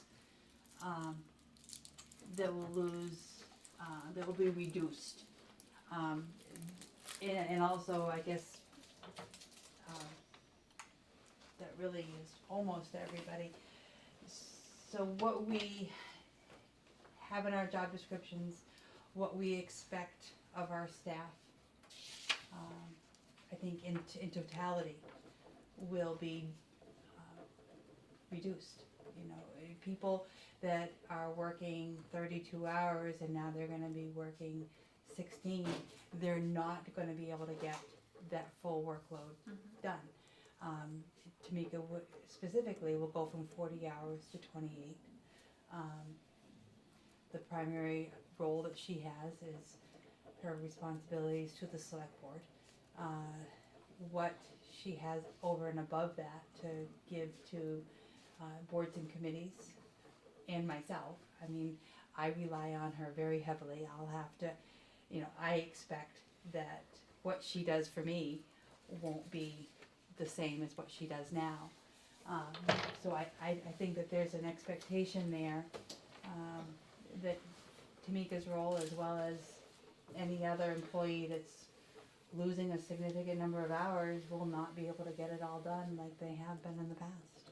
And that's if they stay. And that's if they stay, that is, Right. yeah. So, when I asked the question to you, Yeah. you told me that, I'm sorry, I don't mean to keep talking around you, but we're supposed to talk in positions, not Yeah, people. yeah. So that position would no longer be able to support any of the boards and commissions that they currently work for. I cannot see that that would be reasonable, that role, that position at 28 hours would be able to support boards and committees. And that's, I want it Yeah, out there, yeah, because no, that yeah. is something now that, Absolutely, absolutely. changes. We all take advantage of that or Right. use that service, and Right. that's gonna go away. Because now somebody's on the committee's gonna have to take the Yeah. notes, and that's a and- big difference. And there are committees that have permitting responsibilities. that, having that consistency and that, you know, the professionalism and the consistency of that minute taking and, having the, taking responsibility for finalizing the permits, that's a liability to the town, to not have somebody in that role that understands what that process is and what those requirements are. And again, I think all of our boards and committees and our volunteers are excellent, and fortunately, many of you have been doing this for a number of years and know what the role is. But it's a liability to have Concom, planning and zoning, and the Board of Health, you know, sort of, well, I guess Board of Health would not be under the executive assistant position, but those other permitting boards not having professional, admin is a big deal. And I don't discount that, but I have to also be realistic as to what these positions can get done in those reduced hours. But the good news is, for those boards, they have revolving funds that they could afford to pay somebody, whether it's Yep. the current position or not. Yep. Whereas for those that don't, it now requires whoever gets appointed as the clerk to make the time to take it up. And we do have a lot of committees that don't, you know, I agree. mean, I agree. when I look at the number of boards and committees that we have that do have to sort of make sure that they have somebody on their board or committee that's responsible for that. But it's a big deal, and it's a big ask. And I think that, you know, that isn't something that I take lightly. However, I think that the expectation has to be out there. You're absolutely right, that you know, but you know, there's also other positions that are not maybe as forward facing, that with their lost hours, it puts pressure back on the department head. And I know that you wanted to talk a little bit about staffing plans and what operations look like. And so I you know, if that answer is satisfactory, we can move on to Yeah, all the go other ahead. goodies. I do have a clarifying Yeah. question, I think. So, 2 years ago, I think it was, that the secretarial minute taking and all of the pieces that go with the boards and committees, that was taken away from finance committee. We had a line to pay for that. Not saying where it's coming from, but we had a line to pay for that, and I know planning board had a line for it. So those secretarial duties to the boards and commissions had their own lines, the ones that could have that. And I know that it was all rolled up into this position for executive assistant. Is it safe to say then that the job description of the executive assistant has changed to include that as part of their duties? Yes. Yes. I don't remember that being part of the discussion. I guess I'm just, if it was a separate line to account for those hours, it's possible then that the planning board, if they so chose to hire those or buy those hours, they could do that. But then you really can't do that if it's part of the whole executive assistant job. And I guess that was the other reason why I was asking is if again, talking around the person in trying to be the position, if that position needed to be rehired for whatever reason, then that would be the expectation of a new executive assistant, that they would not just be a 9 to 5, Monday through Friday, that they would be expected to work evening hours as well to accommodate. That is the current job description, correct? Should the, and again, I can't see, if we make these reductions, I can't see the hours being restored, but should they be, that would be the expectation, is that job description is in existence, it's an approved job description, and those hours that would be available to the boards and committees. As stated. Are job descriptions on the website? I don't know, but I You did, and I Yeah. haven't sent it out, I'm sorry, I've been, no, that's okay. I had I will lots of certainly stuff share on it, yeah, And I can share the other job, the job descriptions all went in front of the select board and reviewed and approved, and they went to those that had relevance to boards and committees went before them as well. But I can certainly share those. So I have one more question in Yeah. regards to that. So, if the hour change happens, and one of those boards that does have a revolving fund, is it a requirement, and please don't take offense, is it a requirement that they hire the executive assistant, or could they go out and put out for somebody to help them with? Once upon a time, that's how we used to do it. Yeah. We used to, and then it all went to one, because that's all we could get. I don't think I'm. Not that, I Yeah, didn't mean it like yeah. that, but. I don't think I'm prepared to answer that question right now. Let me think about Okay. how that would work. It's not a union position. Give me. No, that's yeah, fine. no, I'm just it's trying to no, think of it's the a- questions yeah, that people it's are a- gonna yeah, be no, asking it's- regarding, Yeah, because it's I it's can a tell legitimate you, question. my first 5 years on this board, I was a clerk and I Mhm. wrote the minutes. And it takes a lot of time to write good minutes. Yes, it does. So, It absolutely does. it's- I don't know how. I honestly cannot tell you how, and I will not. I will talk directly to how she supports the number of boards and committees that she does and turns the minutes around in the timely fashion that she does is really, I think, a skill set that I don't possess. So, finding, I give Tamika a ton of credit for supporting.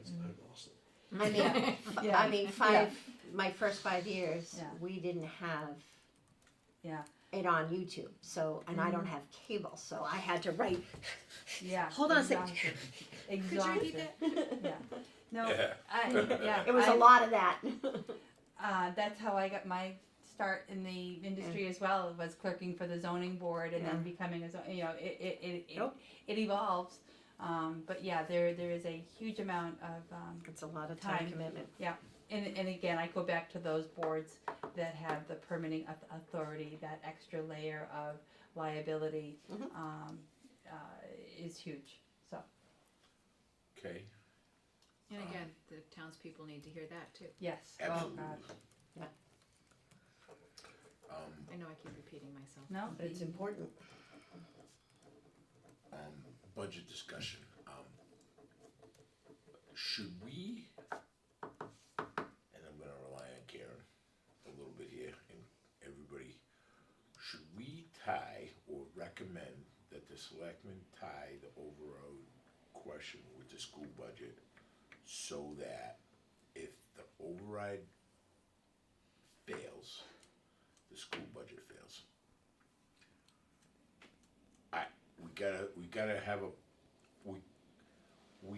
we don't tell the selectmen what to do, but we have strong recommendations, so I think we gotta all put that in our mind about how we're gonna do this, and then Karen and I had a discussion about if it fails, then we still have, if we don't do it that way, the school budget still passes, which is gonna take more money in free cash and to get back to where we need to be, which we can't do that. So, And unless we know we have 2 towns that are gonna vote it down, it's real tough. well, if we would like to, we need to have some discussions about this, and then if you guys, as a group, would like us, like Darren, cause I meet with the other finance committee chairs every once in a while, and recommend that we're gonna push that direction. I don't think it's a bad idea unless someone can convince me otherwise, because right now, if it's school budget's contingent on the override, if it isn't, then we're in even worse. You've got 3, possibly 4 of the 5 that are going for overrides. Yeah, the only one that isn't gonna go right now is Sterling. Right. Princeton's on the edge, Holden's a definite, Paxton sounded like a definite. So, So if we, so what I wanna guard against is if we're the only, if there's a, if you end up in a tie somehow, but you can't end up in a tie, right? no, 2 towns failed the school budget, it sends it Back to the, back to them. but Heather, do you have, the TAs have meetings, correct? Do you have, are the TAs having meetings? We have meetings with the school, Mhm. but we How about don't the meet, we don't With the- meet individually, You no. don't, as just a- TAs? No. So I think that we gotta think about that, and I don't mind recommending that to the other finance committee chairman. I mean, the Holden guy is really working hard to figure out how they're gonna do this. He told me that their override is gonna be somewhere between 5 and 7, and they're gonna still cut people. And if they didn't cut anybody, it would be like 9 or something like that, 10 or 9, 5 or 10. So they're still gonna cut people at the 7, and they're not even, there's no good agreement in Holden about how this is gonna happen. Nobody's, so if it's gonna happen, so that's, They haven't done one in 30 years, they don't no. know what to do. When is the select board going to officially oh, well, send the notice to the town clerks? Send them, what notice? The ballot Ballot questions? The ballot question. Yeah, we're waiting on confirmation from the town council that they're written correctly, and then we'll present them to the select board for but we approval. we have no, to the best of our knowledge in this room, Mhm. it's 3.2, 4.2, 5 point, whatever those or we don't have numbers yet, So, but we're not, where I'm going with this, and I know where Miss Narwhal is going, but they're not gonna put in $1 million of free cash again, are they? There's no aspiration that the selectmen are gonna do that, right? no, cause we don't have it. I mean. Well, they could take well- every bit of, there's a rumor on the street that I've heard that we can take all our rainy day accounts and put it towards this, and we would only need a $2 million override. And that frankly scares me. Well, it pushes a problem down the road, and it's gonna be even worse next year. Well, that's where we're at. I mean, This year, there was They've someone always sitting done it. to your immediate left that said that last year, Well, where we were at, and we, you know, I and think we, we all said that last year, we yeah, needed but it. there was someone that was beating her chest really hard. I've been saying that since I joined the committee. But the problem is, we were gonna, And that's why I'm asking when they're going to send this to the ballot question, because it's as you official. remember last year, it was yanked. And I wanna make sure that we're not going through all this trouble to have it yanked at the last minute. So I don't have a crystal ball and I don't But speak for the select board. Which is why I asked, when But- is it going? But the last time that the select board discussed the ballot question and the override, there was a discussion among the members to make sure that the minutes and the vote reflected a commitment to asking for the override. We had been in with your permission, one of the things that we talked about at the last select board meeting was an update from our town council that stated that we've been using the terminology tiered override incorrectly. And that what we really mean is a multi-year. And I think that that distinction and how that sets up will speak to the concerns that some of the select board members have had, some of the reservations that they might have had about how a 3-year override looks, and the confusion that it might give to voters, or the appearance of giving the town permission to spend an additional $5.4 million, as opposed to So let me say that the town meeting warrant is going to have a budget article for FY '27, right? Because that's really the only thing that town meeting does is appropriate. I mean, they do all the other things too, but the primary function of town meeting is to appropriate the next year's budget. It does not appropriate multiple year budgets. It only appropriates the next year, right? We've all been doing this for too long. We know. So there will be the budget motion will be for the override, which is my understanding, and again, the select board have yet to vote this, but it's my understanding that that budget article will be, have the $3.1 million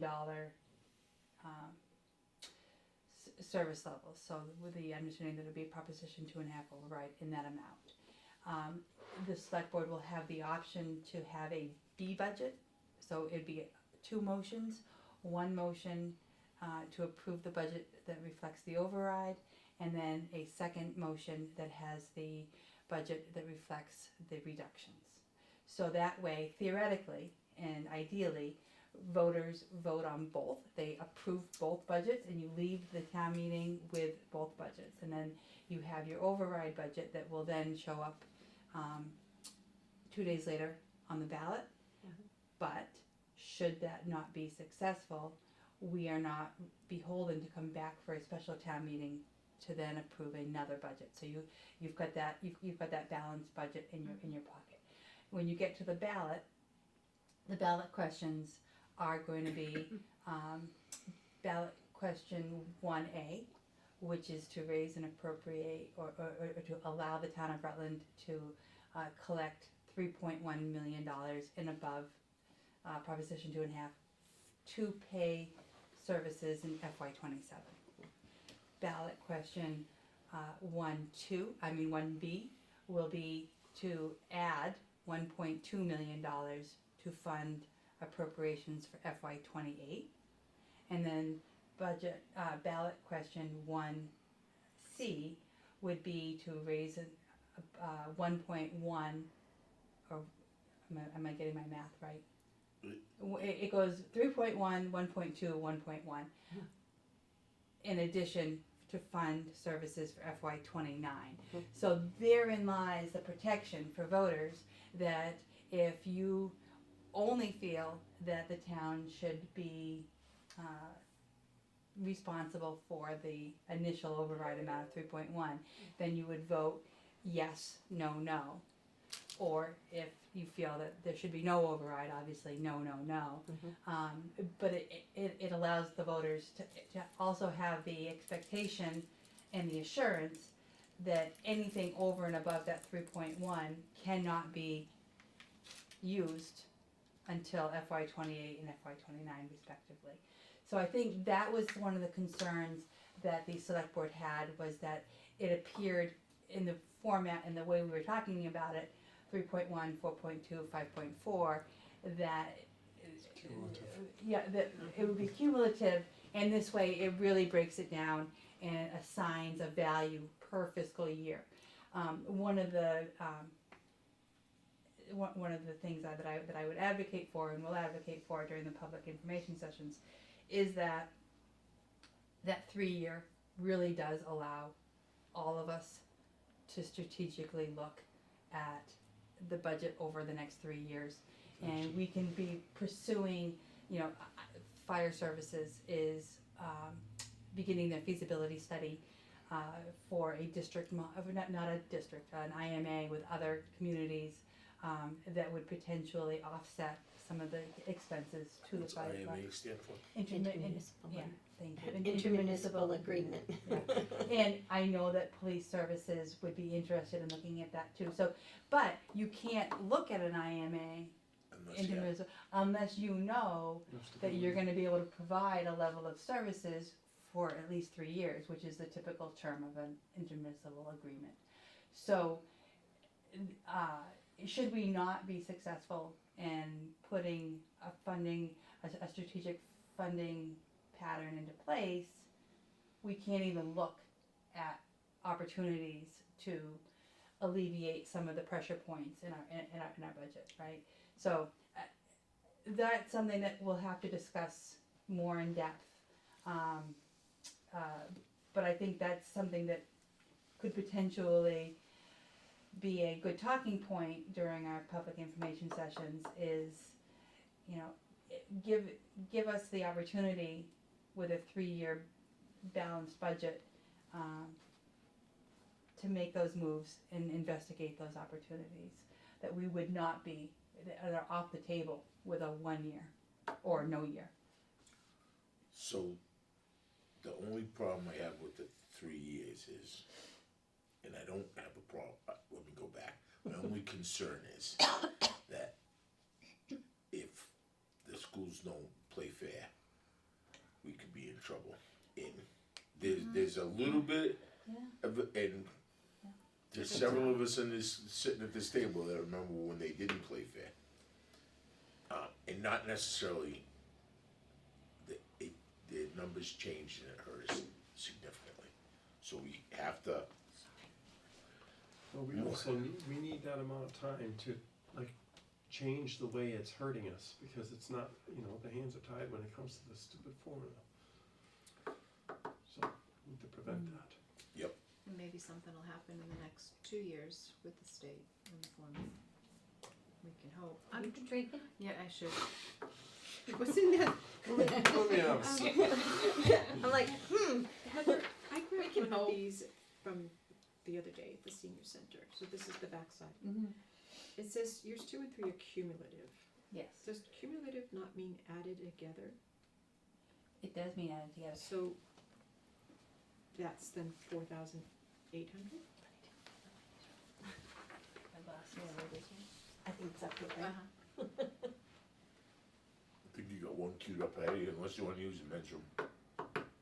No, what it means is that those, what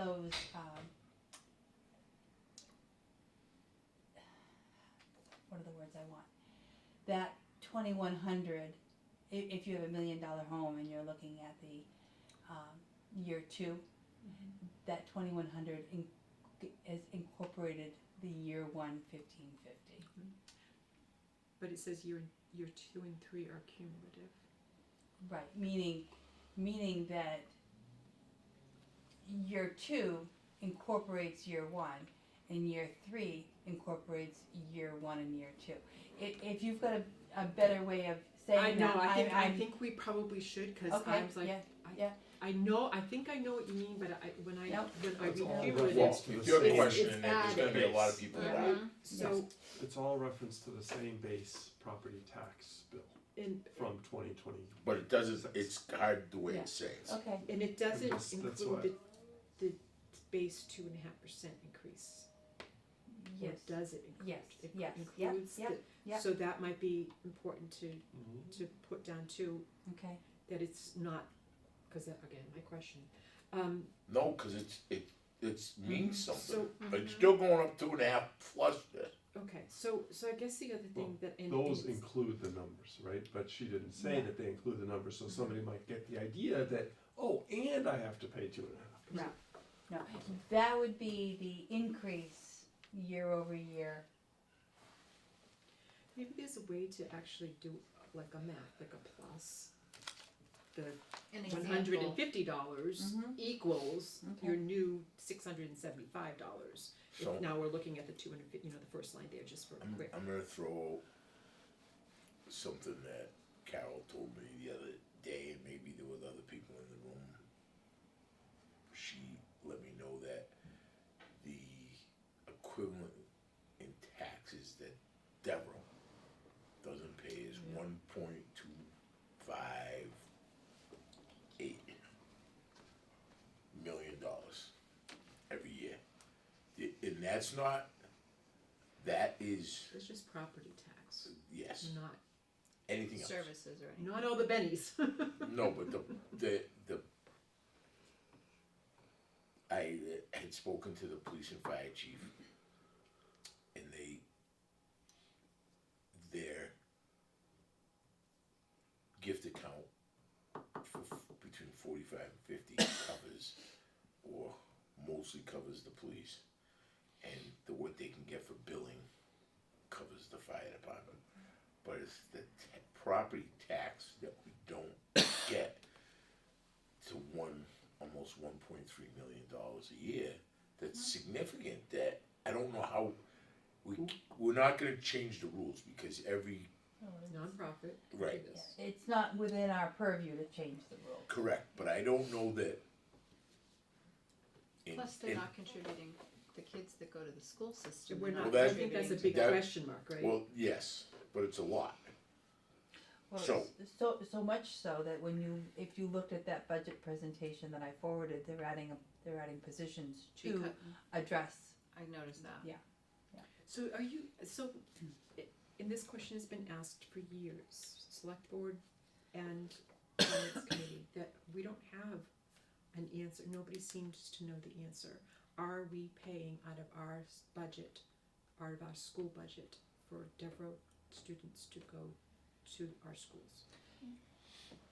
So that is a great question, and I'm sure it has come up a lot. So the district schools where the child resides or where the child's guardians reside are the ones, is the district that pays the tuition. And they pay the full amount? They pay the full amount.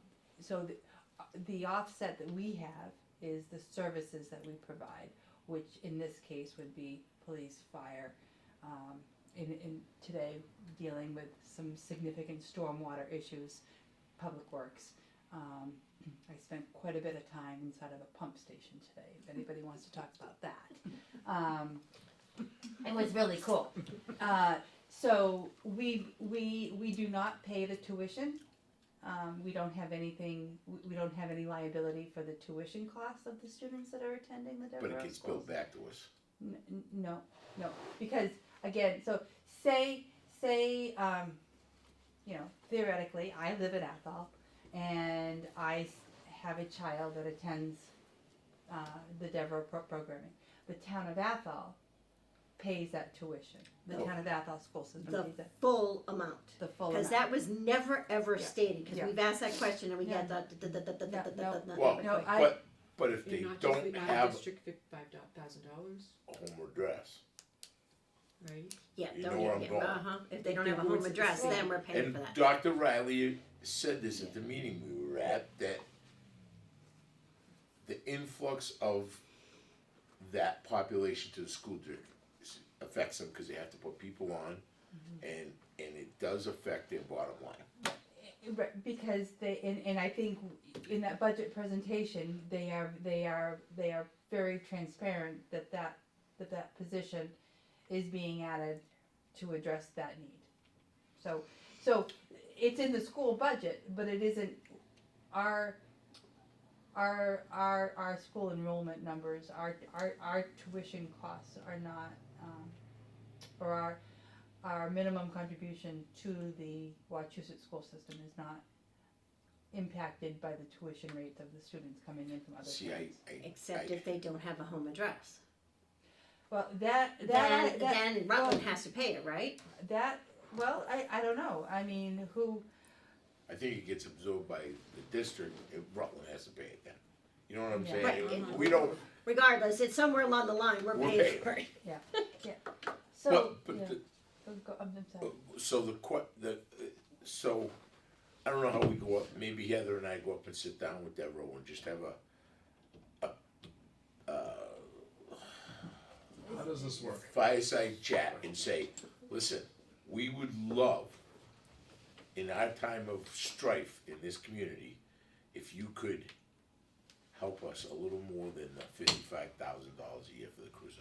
Because 45. 45, It's 45. whatever, yeah, I was being good, but whatever that number is. Yep. And help us there, and then, cause it's 1.2 million, they're not obligated to pay us. But some colleges and institutions of higher learning give donations to the communities where they're at to help them. It's not unheard Fees in of, lieu of tax. Pilot. Payment in lieu of taxes. and it happens. And then if the other part of this, and this is a real daring thinking, crazy. If they're getting reimbursements from the state for Darren up there, I don't need the whole reimbursement for Darren up there. I would like 8 hours, divided out by 8 hours, and pay the town. Help the town with 8 hours a day, cause it's a lot of money that the state gives them to house the kids and families that they have in the cottages that they can't talk about, but they have them. And if we could realize just a little bit, it would help us. And I don't know, maybe we gotta go up and break bread with them and say, hey guys. But even if the school district is creating positions to take care of these kids, Devereux's a school. When I was growing up, we were always told that Devereux was a school and those kids were educated on that property. So if now our school district is adding positions to take care of these children, perhaps Devereux should be funding those positions in the school system. Well, hence where Darren was going with somehow give us 8 hours a day or. And perhaps So- that's not the politically correct. No, it isn't, but somewhere along the line, Well, the on the model nine- change. On the 19th, when the school is in, these are great discussion points to have, because, I think it would be the school, the regional school, that would be able to speak to conversations that they have had or have not had with the administrators at the Devereux School about that. I'm sure they've had conversations and Well, I don't know. Well, I You think gave it's gonna. us more information tonight than we've been able to receive. well, only because I had the same years. question and I had an opportunity to meet with them and. I think we gotta. So I am sick of I'm everybody happy- going up there once a year. Hear me out. I'm sick of everybody going up there once a year and getting coffee, donuts, and the breakfast. And woo woo! And here's your $45,000 for your cruiser. I would like to sit with you and go, listen. And by then I'll have Carol's exact number, and we can and I can go in and say, look, if you could help us a little bit, or your state funding for the kids. That we can't find out what they get paid, but they definitely get paid. They're not taking these kids for free, and they're not doing up there what they're doing for free. Just give us 8 hours a day that we take them, little Johnny, to school, and help us. That's all we want. Just a little bit. so yeah, that The main point is, right, that in this circumstance, when we're asking our townspeople to like open up their wallets, we can't just say, well, this is just the way it is, and it's the same thing with the school. Like you have to push all of it. You have to push all of it. Yep. And if you didn't, if you're gonna stand in front of the town and say, open up your wallet, you have to say, hey, we specifically went down there and we talked to them, we tried blah blah blah, right? You have to pull out all the stops. Hey, Because someone get, technically they're still residents of the town. Devereux's a town resident, so it affects them too. someone asked me the other day, why don't we put a toll gate at the bottom of the hill? Think about it. I would It sounds crazy, I but would have paid the toll a lot today. You would have you would have. no, we would have gone around the corner to the gate that you couldn't go in. You have a special pass. Happy to continue this line of conversation. I do think it would be a great opportunity on the 19th to sort of have a subsection of questions specific to how that facility impacts the school budget, and I'm sure that they're prepared to talk about it as much as they possibly can, and then after that we can follow up with I guess the taking of the hill. We can go up and have an open meeting. Yeah. I'd love to go with you, Yeah. and I'll even dress up, maybe. So, just Shave. shave. Yeah, and shave. I couldn't shave. It was I just noticed. Just so you know. it was so rough. I couldn't. Let's stop for. We're gonna take a break for a second. I shaved it off the other morning because it hurt like it was in that. So I shaved it off, and then I couldn't run a razor through it because it was so. I got to give it a couple days. I apologize. You Because know, I know you're a suit and tie and cleanly shaven type of woman. So. Yep. So, I guess the question that I have is in our override budget, we have no new positions being added. Override budget. In the override, so the position that is new to the conversation is that engineer's position. But that wasn't included in the override No. budget, was it? No, but it's a position that is included in some of your stormwater and your water sewer. So we would, the reason I'm calling this out is because regardless perhaps of the override, we would be advertising or hopefully able to recruit for that town engineer position, which we know or which we intend to have a net positive impact on the general budget because we won't be paying Weston Sampson as much money to perform a lot of the duties and responsibilities that we're hoping that this engineer. And where is the town engineer located? Which budget line? Water, the basically your enterprise, water. Oh. Thank God Tommy's not here. Don't worry, he's watching. But we, in all truthfulness, It would that's where we're needing those resources. You know, those are In stormwater too, right? Yep, stormwater, water. So that's the only new position that the town has in the override budget. Correct. I just needed No, because I want to make sure that when we're having all these discussions and they say absolutely, we want this, we want this, we want Quite this. technically, isn't it a separate budget anyway? Yes. It is, but it's included in. Sure, it's- I'm just right, saying, it's yes. not It part was- of. It's not in the general operations. budget, but.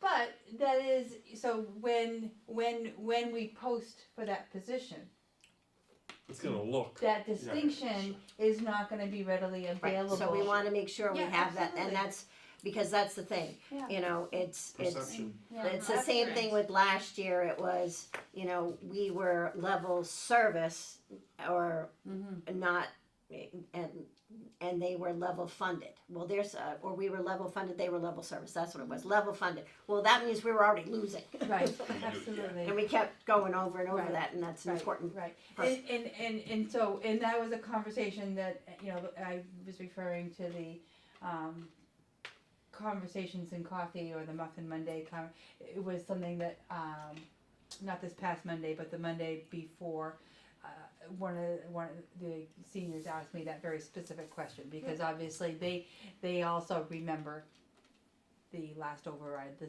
same way, and, I shared that was that position was, It's- what, you know, I have nothing to, I have nothing to gain, you know, I have zero street cred in the town of Rutland, You have I don't- 2.5 months, kid. right, I know, but I just, there's nothing here to motivate me to not answer as transparently as humanly possible. There's, you know, I've got nothing to gain. So, I think one of the other ones, and we can discuss this openly, talking about budgets.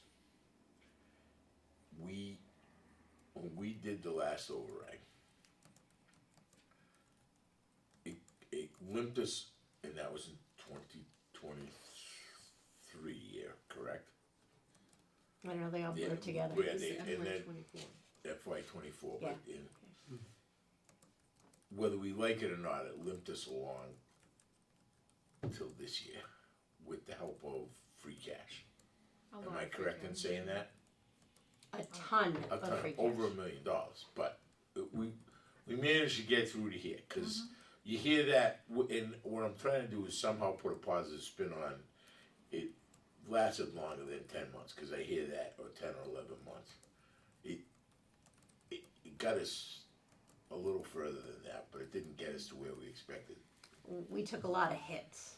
I think there was the prongs of it, so remember, they were gonna do 2.5 or 2.1 million, which is why we said, is the line drawn in the sand for override, so if they cut $1 million, and then we spent $1 million of free cash, and so then that's why they didn't do an override, so we're now negative $1 million, right? Oh, yes, but we So- gotta spin that it didn't, I don't like spin, but okay. well, how do we positively, how do we put a positive Yeah. tone to that? Because if we go in and say we lost it in a year, you know, I don't know. I That's for the selectmen and the town administrator to state, not us. alright, so, Fair. alright, so talking about the selectmen and the town administrator, when is the next selectmen's meeting? Monday. Monday. So, I'm planning on going there, but what's the room's feelings on tying the school budget to the override? And they both fail.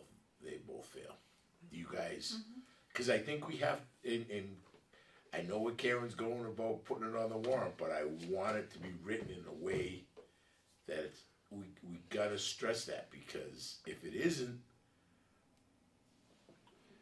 But there's some, it's kind of futile, because It's a if, little bit symbolic, yeah. exactly, and I'm all for it, but the problem is, we all have to understand that when 4 out of the 5 voted in, we're stuck.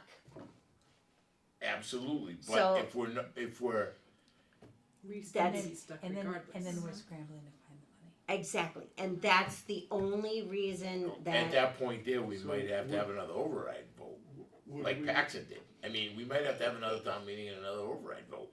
well, If the executive department decides to do that, I mean, Paxton had 3. We may have to do this a couple times. I don't know.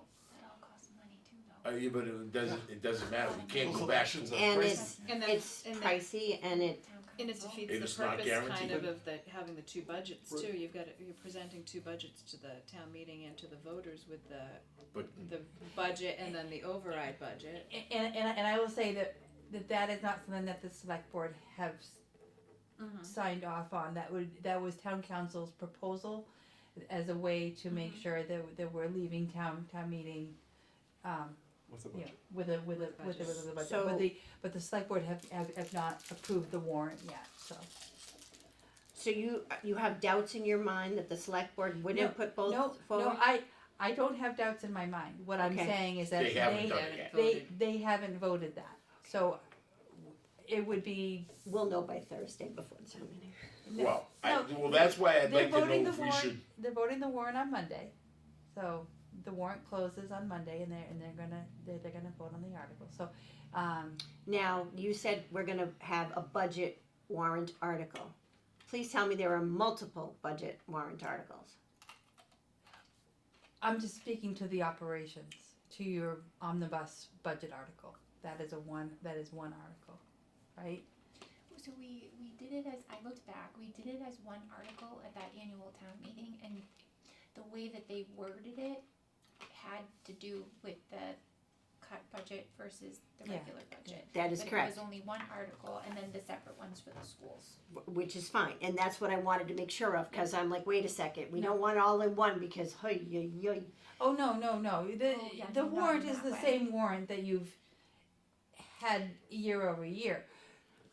I'm sorry, I just need you to understand, we have a little, at least I do have PTSD, cause we've had ones that said, you've been doing this wrong for all these years and Okay. changed things greatly, Okay. so that's We why went I'm back asking. to the old That's the way. reason I'm asking the questions, and Okay. it's not that I doubt anything you're saying, No, it's just because I don't have that background, it so, makes it easier Yeah. to sell it if we So- split it out, cause you try to do it all in Well- one, we'll never leave. well, so it will be, your general operating budget Mhm. is one article, Mhm. and it will have 2 motions.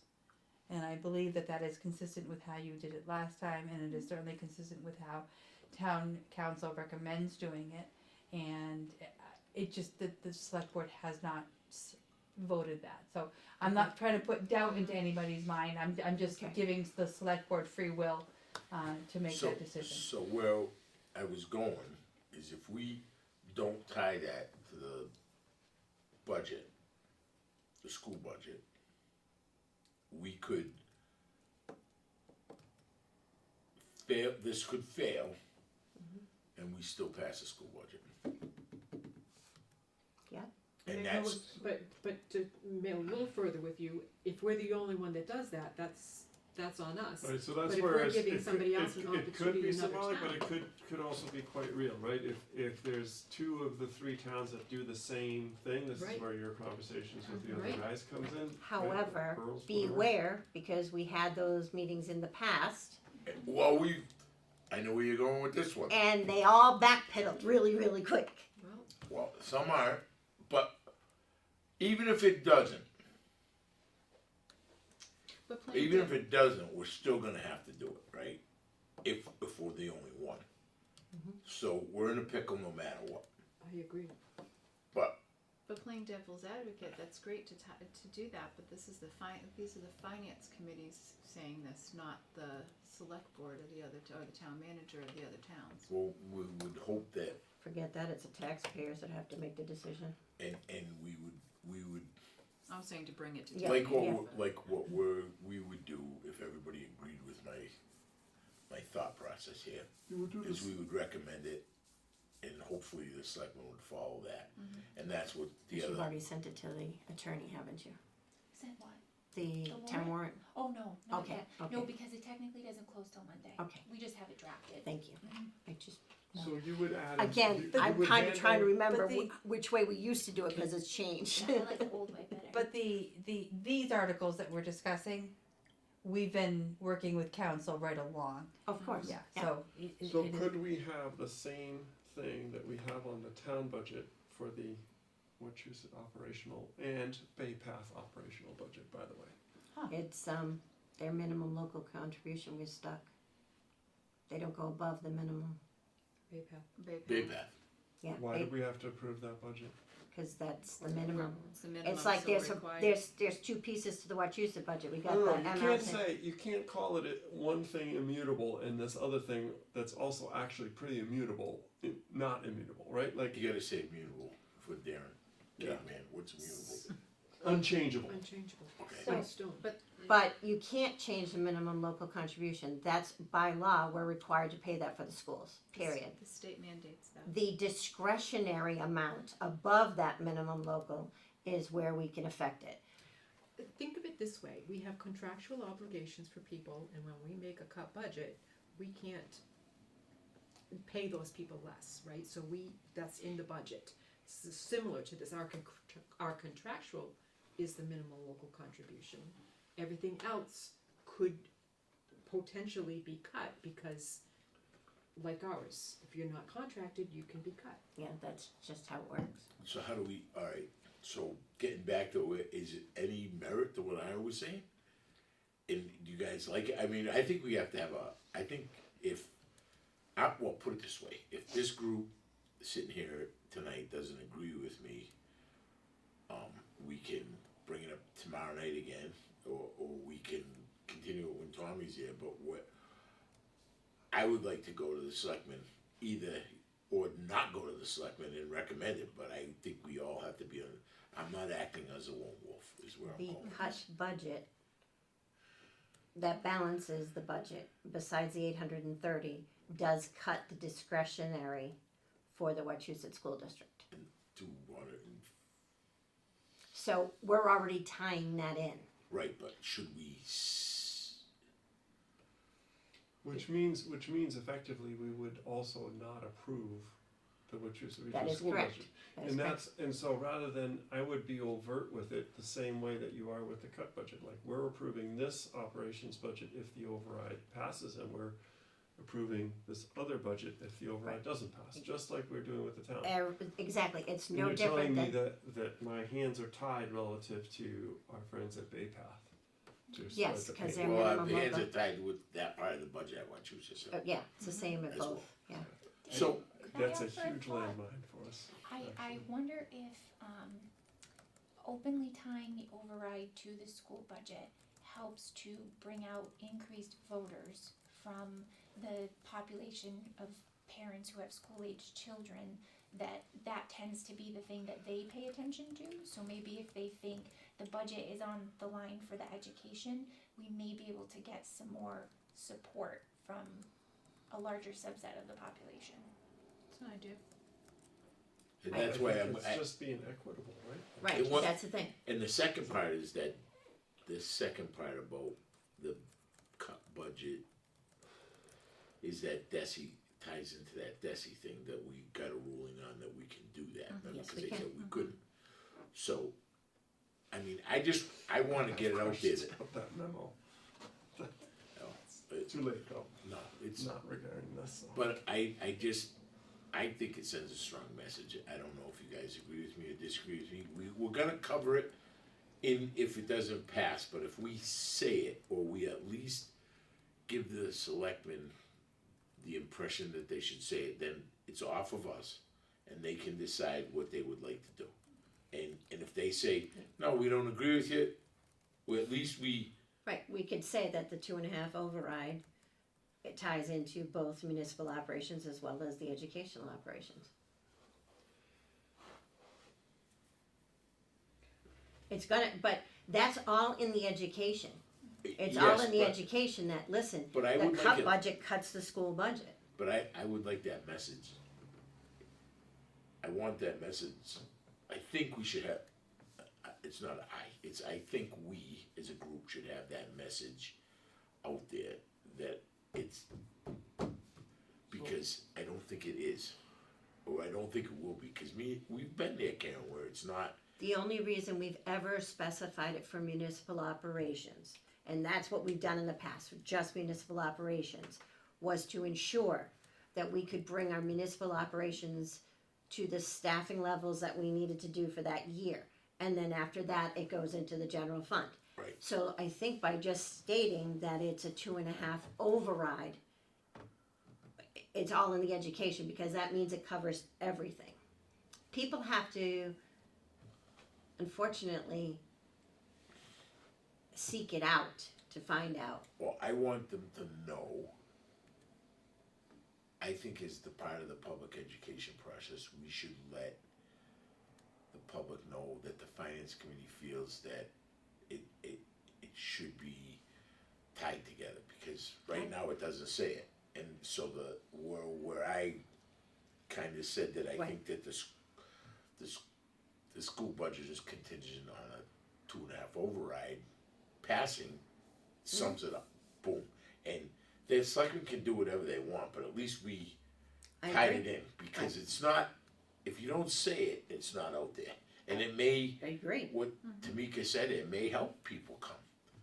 But I think that's public, that's the thing. That's all about the education. And this is Darren just asking for what you Right. guys want, so I can go, or not bring it up at the meeting, cause I was, Do you want a motion on that? Do we know how it's written now? The language for the override? Yeah. I don't remember specifically if it included. So the warrant article will be, the warrant article Mhm. will be your standard to raise and appropriate from available funds a sum of money Right. to fund the FY 27 operating budget. Yep. Your motions Yep.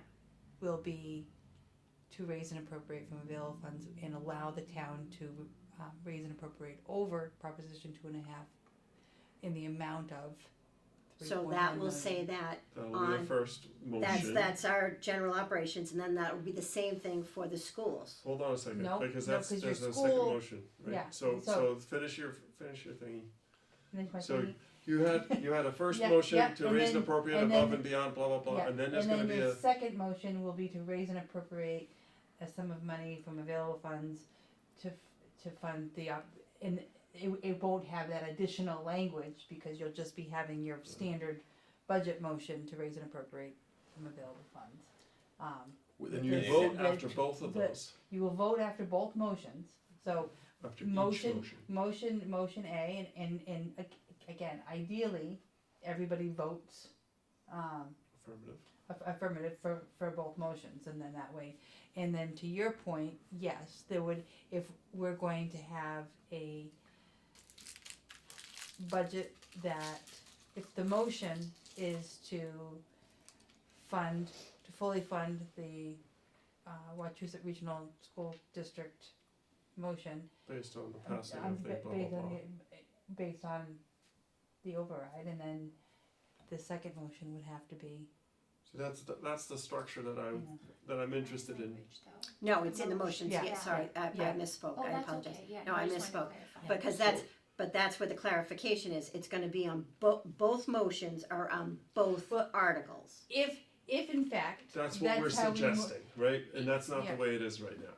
Well, it has to be because Well, the yeah, cut no, it budget would be. has a cut to the school budget. Okay, but I don't think it's not, that architecture is not in there yet.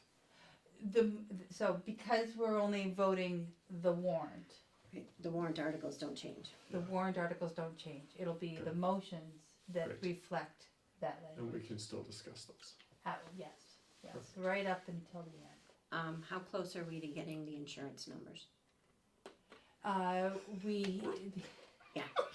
Well, Backlash. well, the fact is that if those go up more than what we budgeted, then there's more cuts, so it's a lot.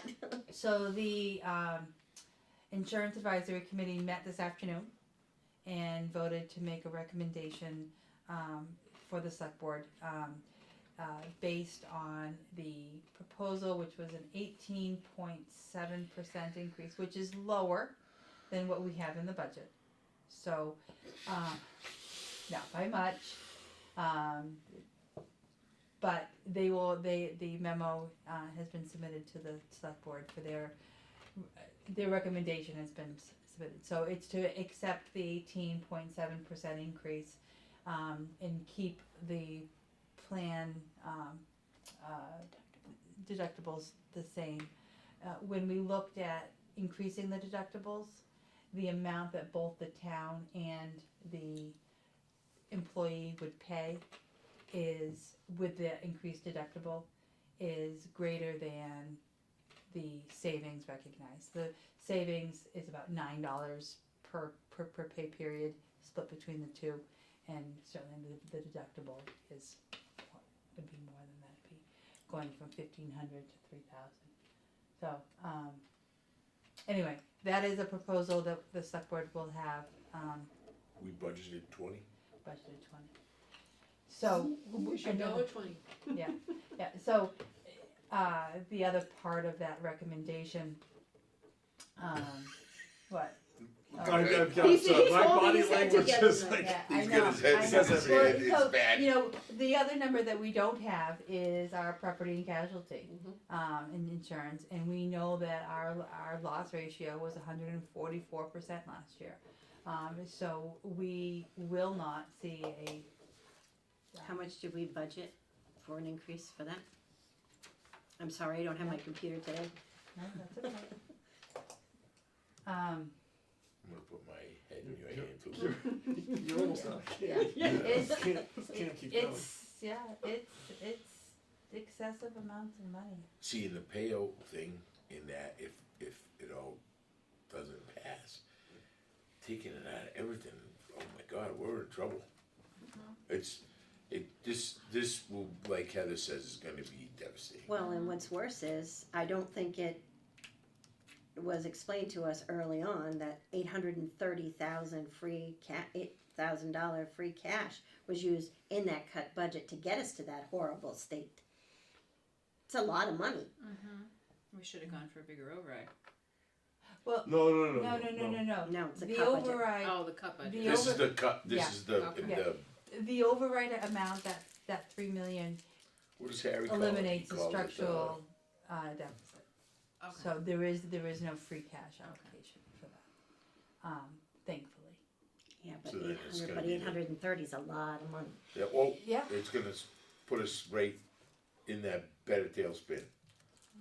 That'll give us the acceleration in the tailspin that we're gonna be in if it doesn't pass.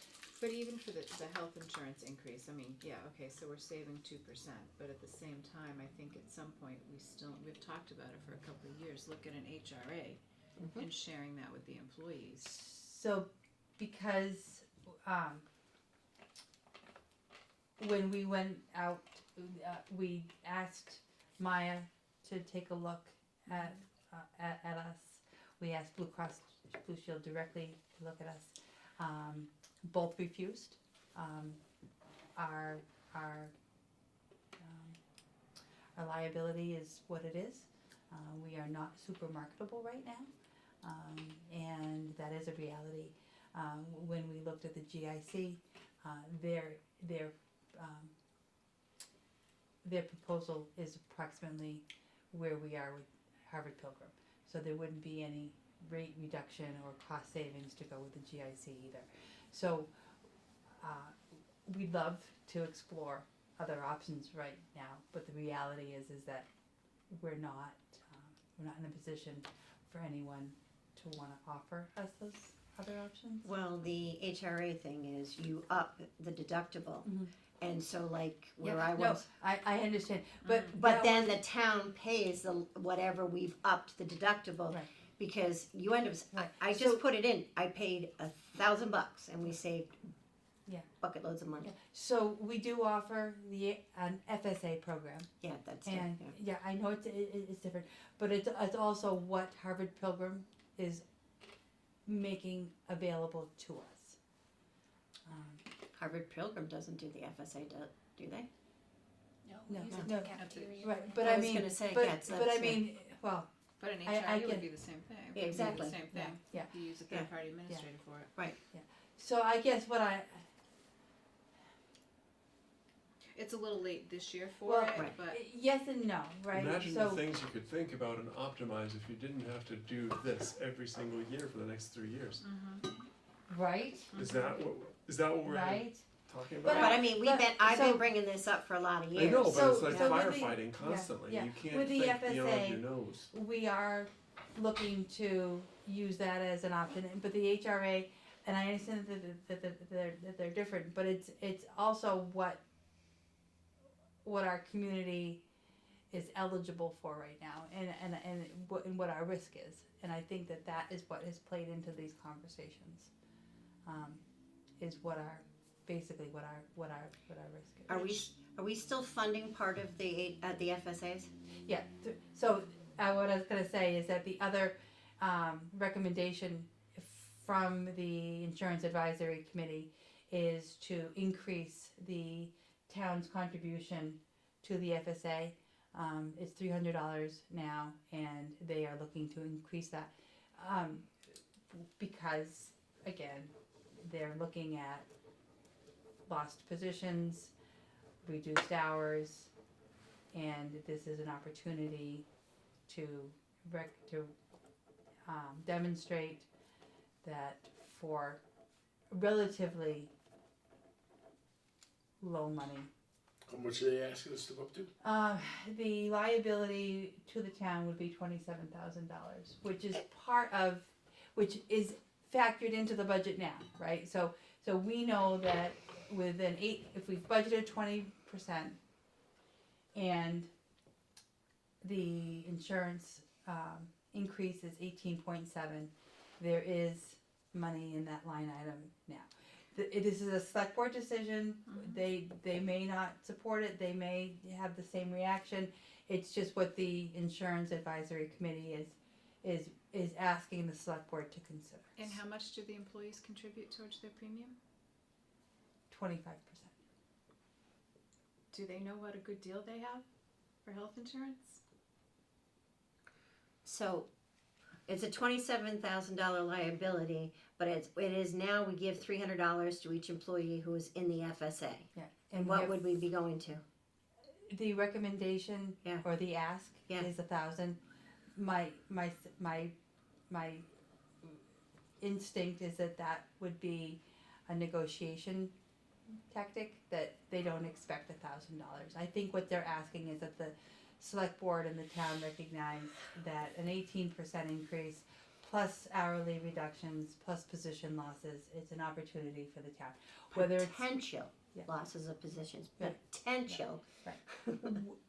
I'm not here to advocate for it or against it. No, What but- I'm here is to let you know that is a decision that will be in front of the select board on Monday night.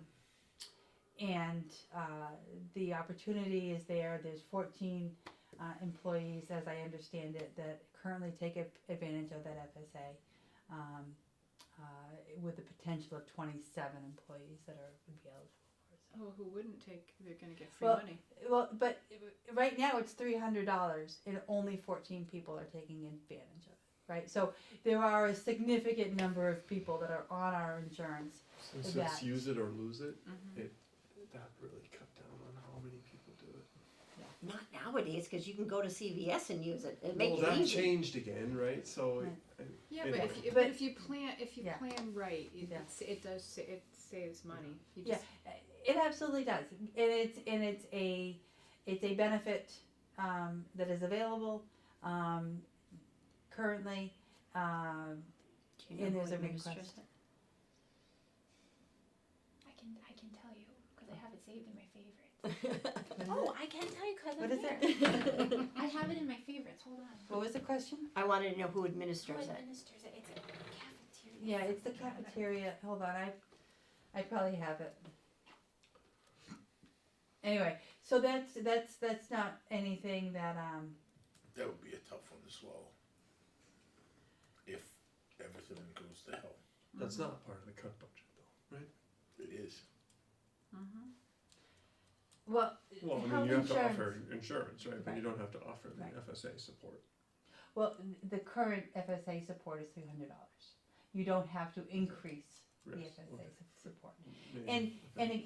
And this is, like I said, this is the recommendation of the Insurance Advisory Committee after getting the news today that absolutely no other insurance company wants to give us an opportunity to look at. Well, when GIC is about equivalent, then that Yeah. tells you something. Yeah, well, and I think that was the message that we received from our advisor, was that we have now reached, or health insurance has now reached that plateau where it doesn't matter where you go, everybody is gonna be the same. Do you know how much GIC went up from last year? This year? Okay, CPA. yeah, yeah. If they're saying that it's equivalent to what we went up, it'd be about 18%. Oh, no, Oh. I was thinking that their rate offer would be the same as Oh. now, but they may have started higher Oh, already, so yeah. their increase may have been Yeah, yeah. lower. So that would have Yeah. been an 2.9% last data year. point, right? um, Because it means that probably next And year. I have we'll go with this. significantly less people, so. 7 or 8%. Yeah. It wasn't that much. Yeah, an 18% health insurance increase is, and it's been, over the last 3 years, it's been what, 45%? It was nine the first year we were with Harvard Pilgrim, another 18 last year, and 18 again this year. Something's got to give at some point. The rates are just Oh, ridiculous. it's getting closer. So, in the cut budget, are we taking away part of the health insurance because we You- will lose some people off the health insurance? Yes, in your cut budget, there was a reduction Thank you, to that line. thank you. It would have Yeah. to be, right? Yeah, I just wanna make If- sure. Well, Yeah. Well, I mean, if you the, have how the many document, equivalent right. people, if they Yeah. all take insurance? Now, but we're gonna get a new updated one now that we have the schools. Right, correct? I can, but I wanted to get Maya's last number, for property. Now that we have health insurance, we have the schools, now I just need our P and C. And when are we gonna get that? I do not know. What's the renewal date? Is it July 1st? Sometimes, we may just have to call it and I'll send it with the proposal. The other numbers that we still don't really have a good sense of is the, dispatch. That is still in, there's still, And that's a big, there's, so, I don't know whether this is good or bad, but I've been elected chair of the board of directors, for the, administrators, Dear board of Lord, directors. kid, what are you thinking? No, it was so, Right. I Let me have the show you most, what I'm I thinking. have the most to gain, right, from making sure that process Yes. stays, You stays do, on but you track, got a and lot so on this your is a plate. way for me to,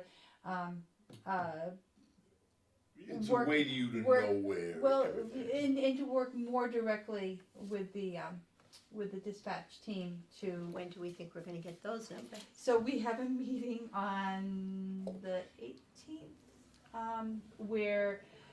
Today's the 11th of March, correct?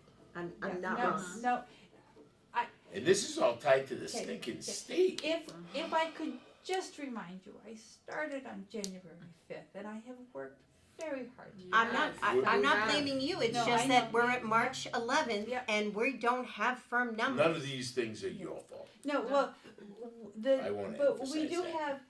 have most of our numbers are firm. The ones that we don't have are property and casualty and dispatch. We have a plan in place to make sure that I leave the next board of directors meeting with a assessment figure that will be sort of acknowledged by the board that it is either going to have worst case scenario placeholders in it for the outstanding items. Part of the issue is that the same numbers that we have outstanding, or had outstanding, are the same numbers that they have outstanding. The difference is that they don't have Loss ratios. well, that and they don't have contacts and previous agreements in place. They're basically asking these underwriters to provide them with brand new numbers, and that's just taking much longer than we anticipated. But Maya should be able to give us Well, an idea where they're going. So Maya is not taking on any new entities, so they are No, for our property and casualty. Maybe. They don't provide estimates. They will let you know when they have calculated your premium. But that, And we wonder why government's all left out. Because, I mean, I'm going to call my broker tomorrow.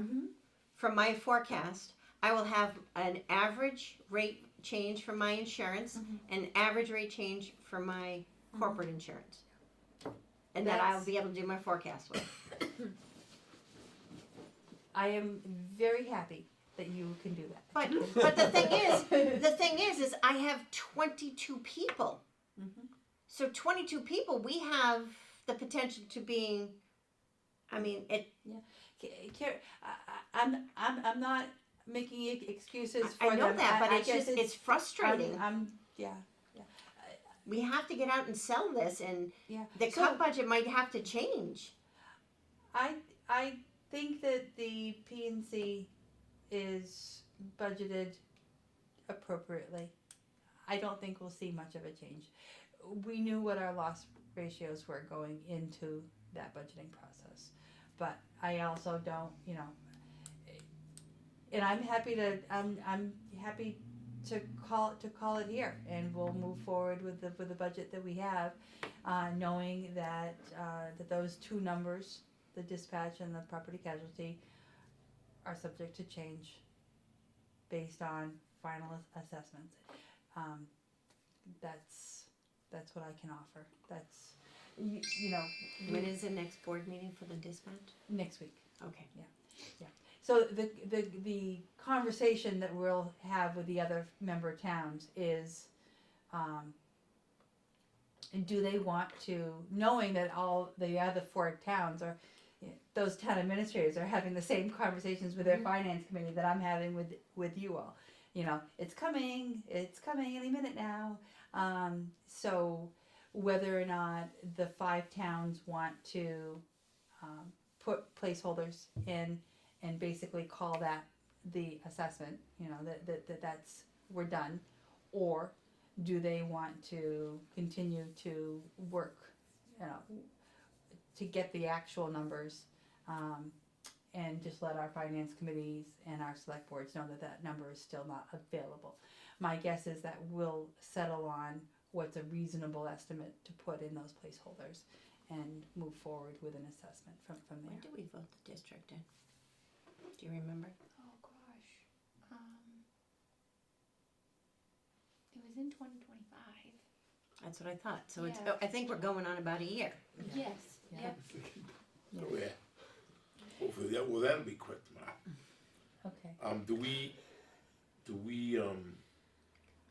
charter discussion? That was the last little thingy on our agenda. What do you guys wanna do with that?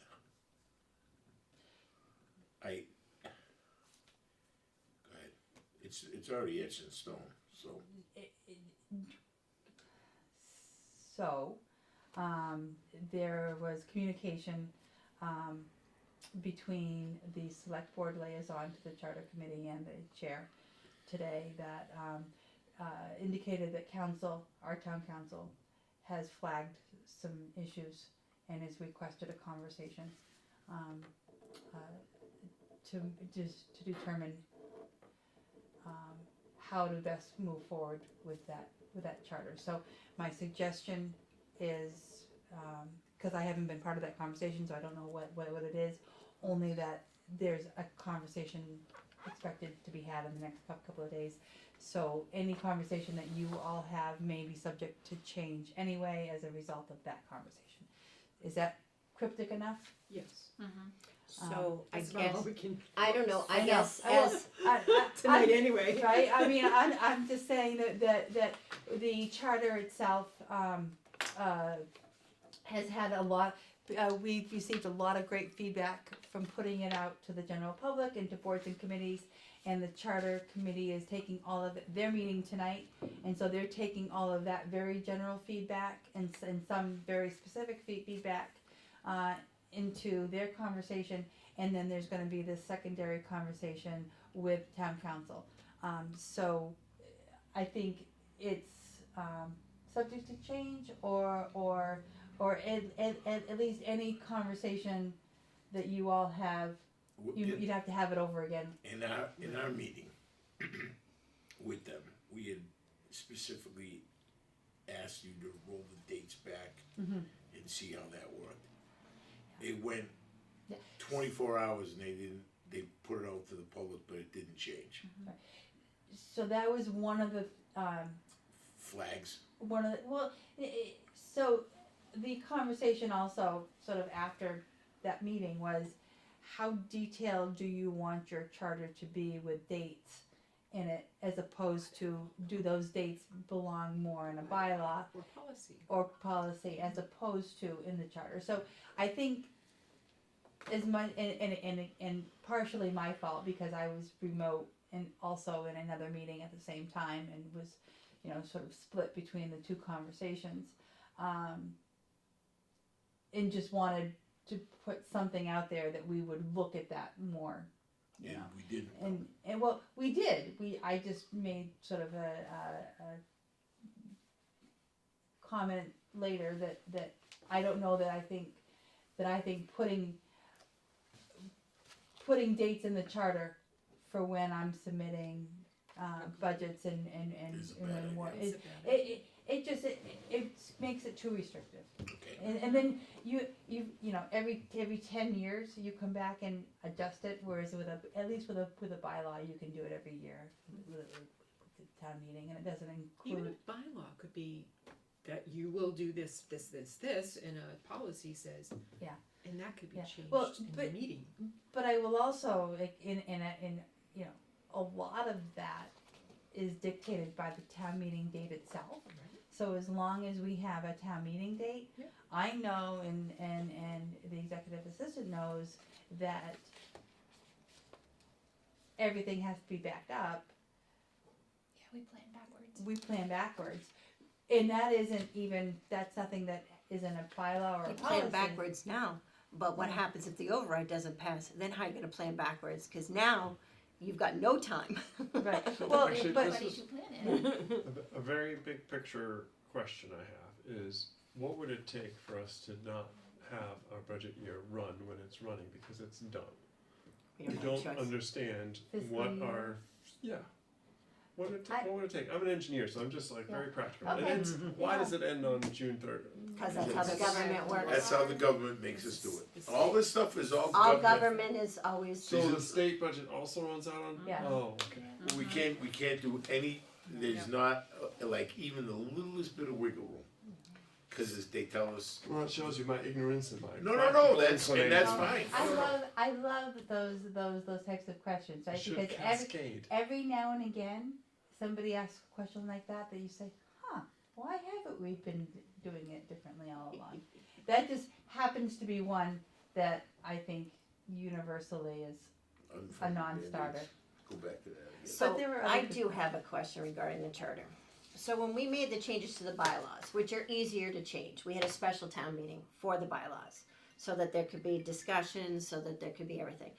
And we're going to bring this piece into our annual town meeting. Maybe. Okay. Right now, the plan is to bring it to the town meeting. A very contentious budget year. We're going to have to explain a lot of stuff. Do we think that's the best? We kind of have to sell the budget to get our town together than trying to put this through. We might want to have, I think it's more practical to have, I know, but I think somebody's got to So- bring it forward. So, I think that, I would like the select board liaison to the charter committee will be having this discussion with council, and I think that would be sort of, Is it just the liaison that's having the discussion with council, or is it the liaison and the charter committee chair that's Yeah. having the meeting? eventually both. So I think, and I'm not knowledgeable enough about what the bigger issues are, but I know that the town council has reached out and said they want clarification on timing. They want clarification on some of the bigger questions within the charter document itself, and the charter committee chair is aware of these conversations, and I just I But- guess I'll go to, Yeah. I Yeah. guess I'm gonna ask the question of the select board Yeah. during public comment Yeah. is what a bylaw can be changed, lickety split with the town meeting. Yeah. This we're stuck with for 5 years. 5 years. So I think a special town meeting so we can have Yeah. true discussions on it. We've got a very tough budget year again to discuss. Yeah. And we're now trying to pass this multi-year Yeah. override. Yeah. Aren't we kind of pushing ourselves to the point where everyone's going to glaze over? We're almost there now. I'm definitely so. To your point, I think that Monday public comment, that would be a perfectly reasonable question to ask, and there may be even conversations. Is there a way to send it in just in case I can't get there? Yeah. Okay. Yeah. Just for the simple reason that I can't always make it. We have a placeholder on the warrant now for it. One of the things I wanted to bring up related to budgets is there should be I think we should have a presentation at the beginning of town meeting that goes through the budget and what it is that we talked Well, about. it is our right to do that, and it's mandated that we have that ability to do that. And sometimes we do it, and sometimes we did it at the end. At the end. We did. We told, last year we spoke to the fact that just so everybody knows, the next couple of years, we kind of clued everybody in that Oh, this, yeah. just Yeah. we can certainly do it. We're gonna, once again, we're gonna need to all agree and have a good plan to do it. I think we can do it. We just have to and we have time to do it in the beginning of town meeting.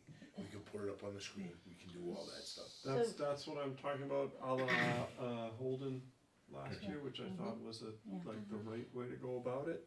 And So I will I have the presentation that I'll be presenting at the public information sessions, which will include a slide deck. It probably won't be nearly as polished as what others might put together, but I'd be happy to sort of pass that off to the finance committee so that at least the numbers that have been using right along would be consistent for the presentation at town meeting. And perhaps what makes sense is that I could share that we certainly have people Sooner. on the finance committee that are creative enough to do Yeah. something that we Yeah. should do. And So- I have no problem getting, as chairman of the finance committee, I'll Yeah. get up and speak to it, and I have no problem doing that. I am a caveman, and I am not the guy to put together a presentation that's gonna sell. If anybody would like to help and we wanna do it, Well, we can, once the budget's final and we've gone through everything, then we can put together something. we gotta, Right. we But gotta do a short and sweet, But I think, couple pager. I think it's important, however, that the presentation that the finance committee presents at town meeting matches the numbers that are Consistent, presented. of Yeah. course. Yes, And we would not. So I'm happy to sort of share, I'm gonna have it ready for Monday, at least in draft form. So it'll be available as a, to be shared, after that. And any feedback that you have before public hearing.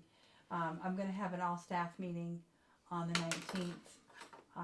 So, cause I think it's important that I share it with staff and give them a chance to give me feedback and ask questions about it before I share it with the general public, night after night after night after night, so that they're aware of what I'm sharing out and, Are you asking department heads to join you at these public information yes. sessions? Well, that was a reason for my question I just wanna make sure. tonight. Oh, yeah, I think they probably all sort of, rolled their eyes at me tonight, like, well, of course we're gonna be there. But Right. again, I've only been here a little while, and then as much as I think I've tried to get up to speed, there are some nuances that I just don't know how it works. And I don't know that, we definitely have the right, and it's in the law to do that. So we can speak at the beginning of the meeting and address whatever concerns we have. Yeah. I think what we're gonna have to do is we just can't be 180 degrees away from where the selectmen are, and we kind of agreed to that as we all went through No, these meetings. 100%, right? But I Right, think. but we gotta be able to, we play a role in their decision-making process as well, and they When- gotta play. When people are gonna see those articles and hear those motions. I disagree, we no longer play a role. They listen to us more than you think. We were handed this budget and they haven't listened to suggestions that we've made. Well, we don't know what happened to the suggestions, I guess, is probably, right, we didn't get It hasn't changed. the feedback. Hasn't changed. It hasn't been finalized.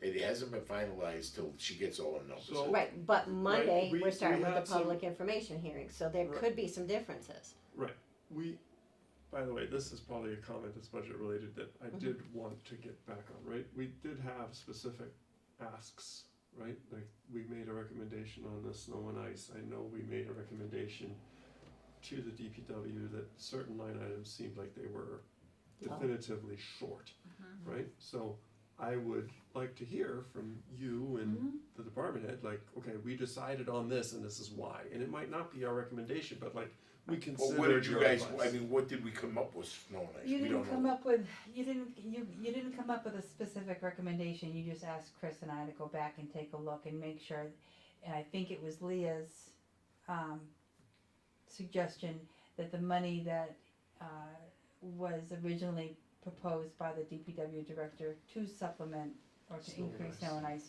be distributed through the rest of the other budgets, that this group felt were not maybe sufficiently funded. I think, so Chris and I have had those conversations. He's Anyways, he's- so I yeah, think he's we had certainly fine, we had a but- number of those Yeah. instances, and Yeah. it'd just be nice Yeah. to hear back and say, Yeah. look at, we thought about it and this Just is what we cross them did. off the list. Right, Yeah, cross them off exactly. the no, list. So that's it. so yeah, there's certainly a final budget that needs to be presented. And then I guess the only thing is, worst case scenario happens. We don't pass the override, and 4 of the 5 towns pass the discretionary. How are we going to fund that? What we cut? That's a very good question. It's a very good question. cause that's the thing, I know, State receivership. well, that's just, I get it, I understand it, but that's the thing, I mean, we got $830,000 of free cash in the top to balance it, we cut this, but there's no guarantee that that's not gonna pass as is, and we're gonna have to pay it. It's $391,000. So, going back to where we were, and then we can roll this in, we got another few minutes. Do you want me to reach out to the other finance committee chairs and say that Rutland's budget is, the school budget is contingent on the override passing? And we all know that, but we're basing it on that, so they know where we stand. And then hopefully, We will make two motions on the operations budget. One funding it based on the override and one funding it at a Yep. reduction of 5%. and that's, I can get that to them, and then Yeah, we'll so, see. but you're right, it is, the school budget passing is contingent upon the 2.5 override going. Otherwise, the school budget will not pass this town. Correct. And the budget, the override is roughly $3.2 million, and, alright, we're good. Well, yes, the FY27 override request is $3.1 million.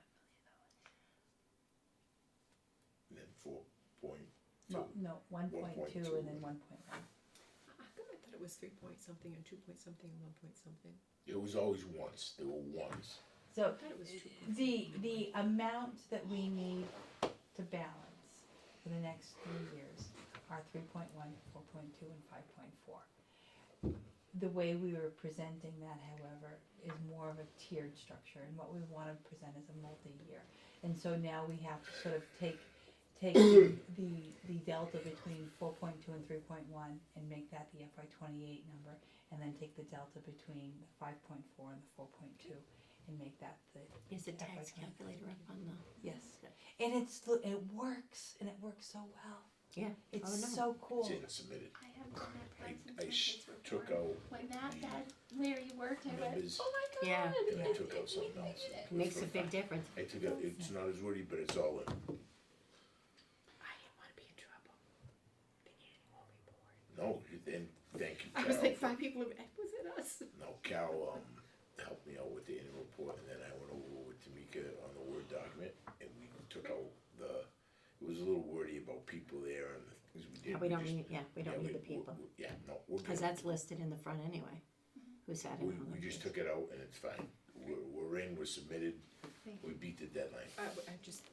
Oh, no, thank you. No thanks, Ned, I was I just forgot making to sure we mention did it. it. I forgot to mention that we did it, cause I got So- a across the bow warning that. On a yeah, town that- report, we have to print at least one for prosperity to be saved in those. Maybe more than one, but yes. We have to print at least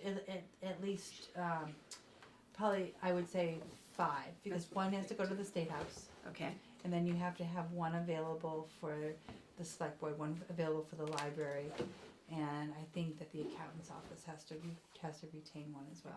okay, Template so- has to be changed. I know I'm going cheap, but we're gonna be hitting this time. Does it have to be a bound copy? Does it have to be so many Well, pictures? let me say this. So I got my estimate the other day.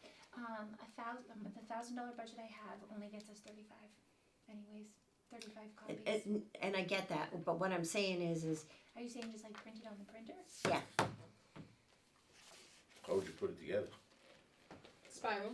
binder Actually- clip? No, but Well, can that but- go to the state and the people it has to go to that way? I don't know, that's what I'm asking.